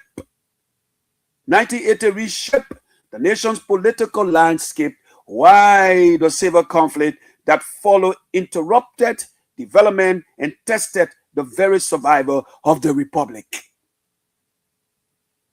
Beginning in 1989, civil conflict devastated the republic. Families were separated, institutions weakened, infrastructure was destroyed, and an entire generation inherited instability instead of opportunity. Yet, the greatest lesson of the war is not who won or who lost. It is that violence produces no lasting winners. When Liberia suffers, every Liberian suffers, whether you like it or not. Be it green, be it red, be it purple, whatever color. When there's devastation, you suffer, I suffer, everybody suffer. KML, time check, it's 18 minutes going up to 10 o'clock. This is your fearless sheriff. I fear no foe. The Comprehensive Peace Agreement of 2003 opened a new chapter of reconstruction and democratic renewal. Good morning to you, Jonathan Mason. Roads were rebuilt, schools reopened, democratic governance strengthened, and the Liberian diaspora emerged as a strategic development partner, KML. Today, Liberia has grown from approximately 1.5 million people in 1970 to more than 5.6 million people. This larger republic requires more schools, hospitals, electricity, roads, industries, agriculture, productivity, and employment. Economic transformation is no longer optional. It is a national necessity. Invite somebody to come closer to you and get the message as we serve you the breakfast you deserve with the sheriff. One of Liberia's greatest development challenges has not been a lack of ideas, but a lack of institutional continuity. Nations achieve lasting progress when successive administrations build upon the work of the predecessors instead of beginning again every political cycle. National development belongs to the republic, not to political parties. Political polarization, ethnic mistrust, regional rivalry, corruption, exclusion, and intolerance have repeatedly slowed Liberia's progress. Democracy allows us to disagree peacefully while remaining united in our commitment to the republic in one nation. Fellow Liberians. Allows us to disagree peacefully while remaining united in our commitment to the republic. Our diversity must remain one of our greatest national strengths. As we approach the bicentennial in 2047, I respectfully appeal to His Excellency President Joseph Yuma Boaka Sr., together with the legislature, judiciary, opposition party, civil society, the private sector, religious institutions, traditional leaders, the Liberian diaspora, and every citizen to unite around one common national mission: economic transformation, quality education, modern agriculture, energy, healthcare, infrastructure, and private sector growth are not partisan priorities. They are Liberia's priorities. Tell the folks it's on Kear Radio. You know what I do? I do it to the best of my ability. So help me God. Like I always say to you, I went to the school of smart people, the Smart People University. So I have the tenacity and the passion to do what I do.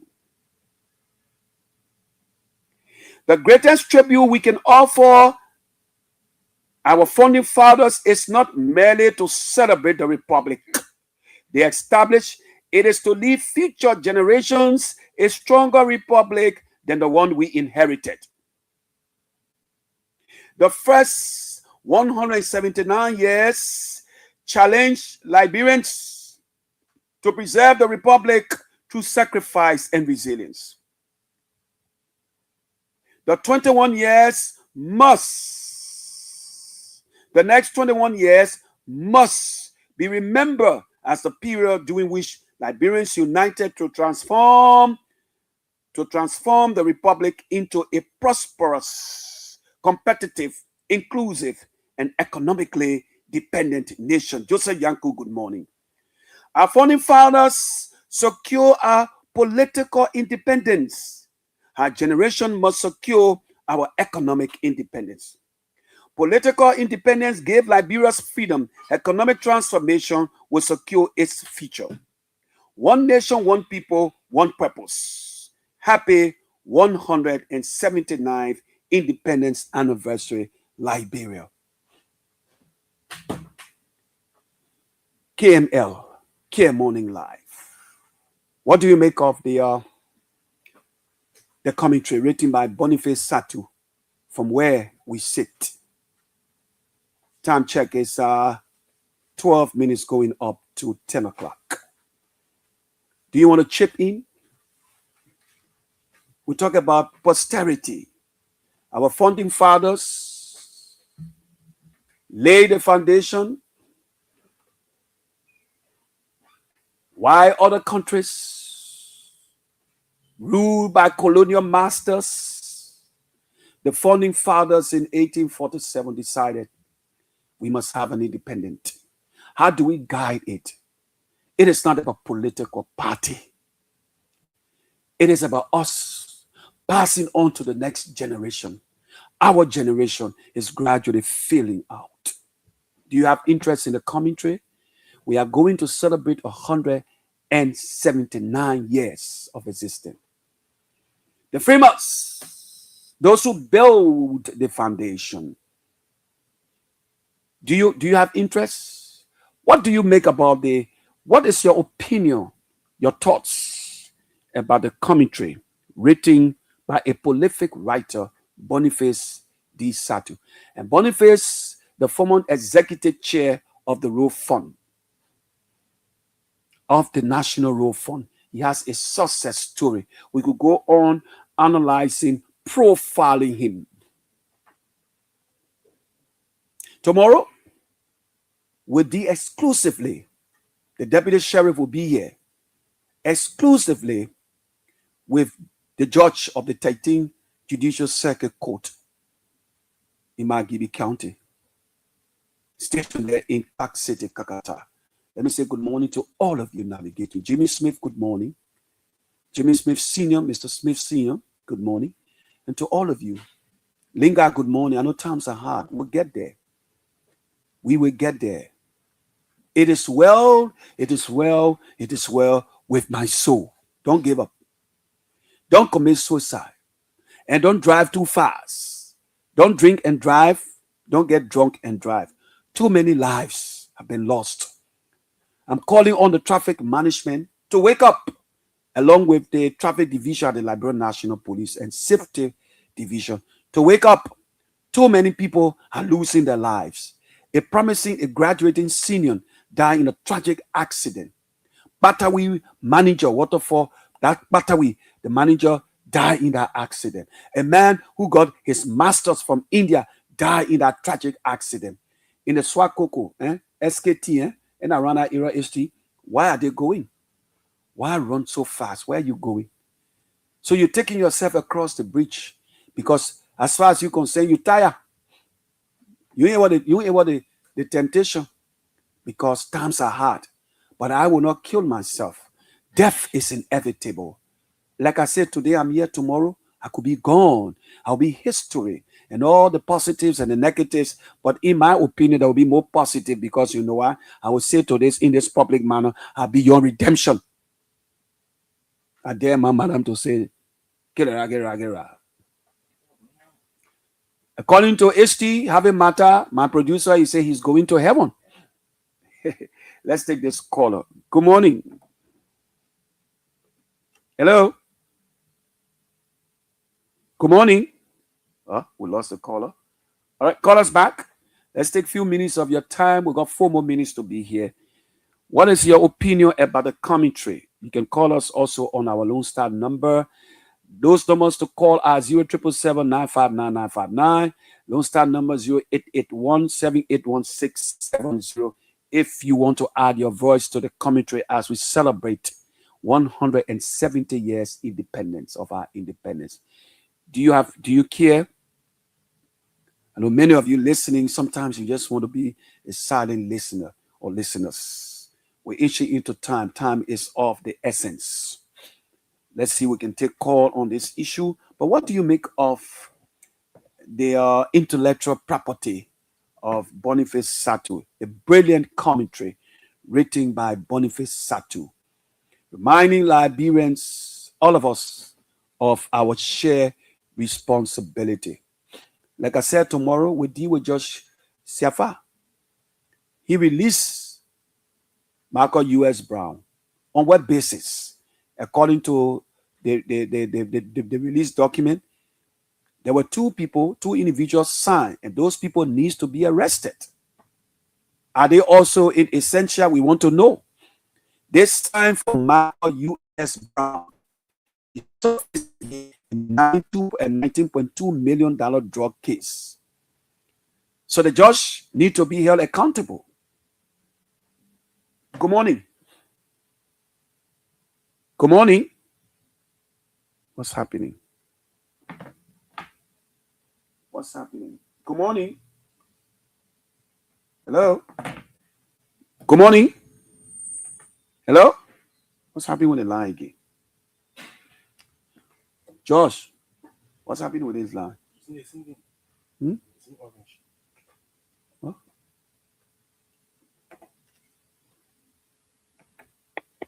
Hello?